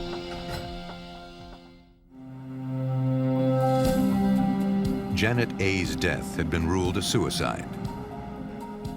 But detectives were troubled by the evidence. She was right-handed, but the gun was found near her left hand. Yeah, I made the call, but you know how it is. Her husband, Robert A., was the only other person in the house. They're not there. Yeah. You know, she had Friends and dogs. family said the couple's marriage was rocky. Weeks before her death, she said she intended to divorce him. Just let Jeff know where he Detectives were certain it was murder, and Robert A. was the prime suspect. But to prove their case, they had to turn to a forensic specialist. Columbus police contacted a renowned blood spatter expert. They took the crime scene photographs to Corning, New York, where Professor Herbert McDonnell is director of the Laboratory of Forensic Science.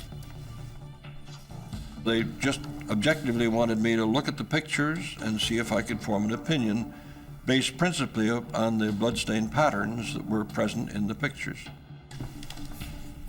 To Dr. McDonnell, something in the pictures didn't make sense. You can't have a gun after you've shot yourself in the head, fall down on your chest, and then somehow reach up underneath it and smear blood across.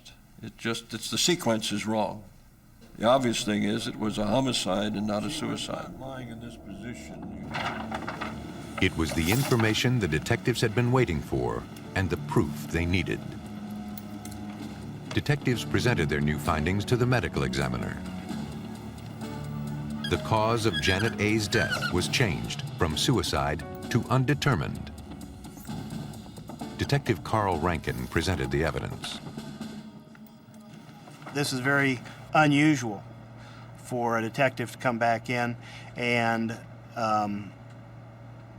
ask to have something changed on the death certificate, especially something as important as from a suicide to at least undetermined.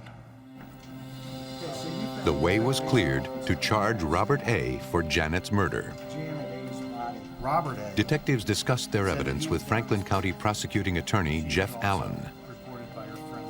Once we had Professor McDonnell's report, I was convinced that we had a case that we could take to a jury. So that was probably the main factor in my determination that we had a case that we could prosecute. Elbow. We could, I think, clearly show, based upon Herb McDonnell, the toxicologist, the friends and family members who had had recent contact with Janet A., that the defendant, the only other person in the house, was the person who had shot Janet A. She did not do it herself. A warrant was issued for Robert A.'s arrest for the murder of his wife. He was taken into custody without incident. I believe that they'd been arguing. I believe that Robert A. wanted 100% to go to Cincinnati, and he was demanding it. The couple argued. Janet went up to bed. Yeah. She took sleeping pills to get a good night's sleep. I think Robert A. laid on the couch, drunk, getting in more of a stupor and getting more mad as time went by. And I think Robert A. reached under the couch and he got the gun that he knew was there. The very first interview, he says, "I turned the light on." Well, I don't know about that. I think that he may have even had a flashlight with him to make sure that he didn't make a mistake in what he was about to do. And I think he took that gun, and I believe he walked up the stairs.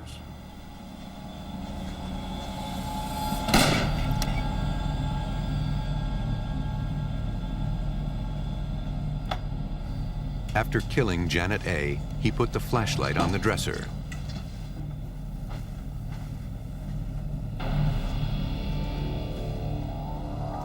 Robert repositioned Janet's body. He got blood on his hand, so he wiped it across her upper chest.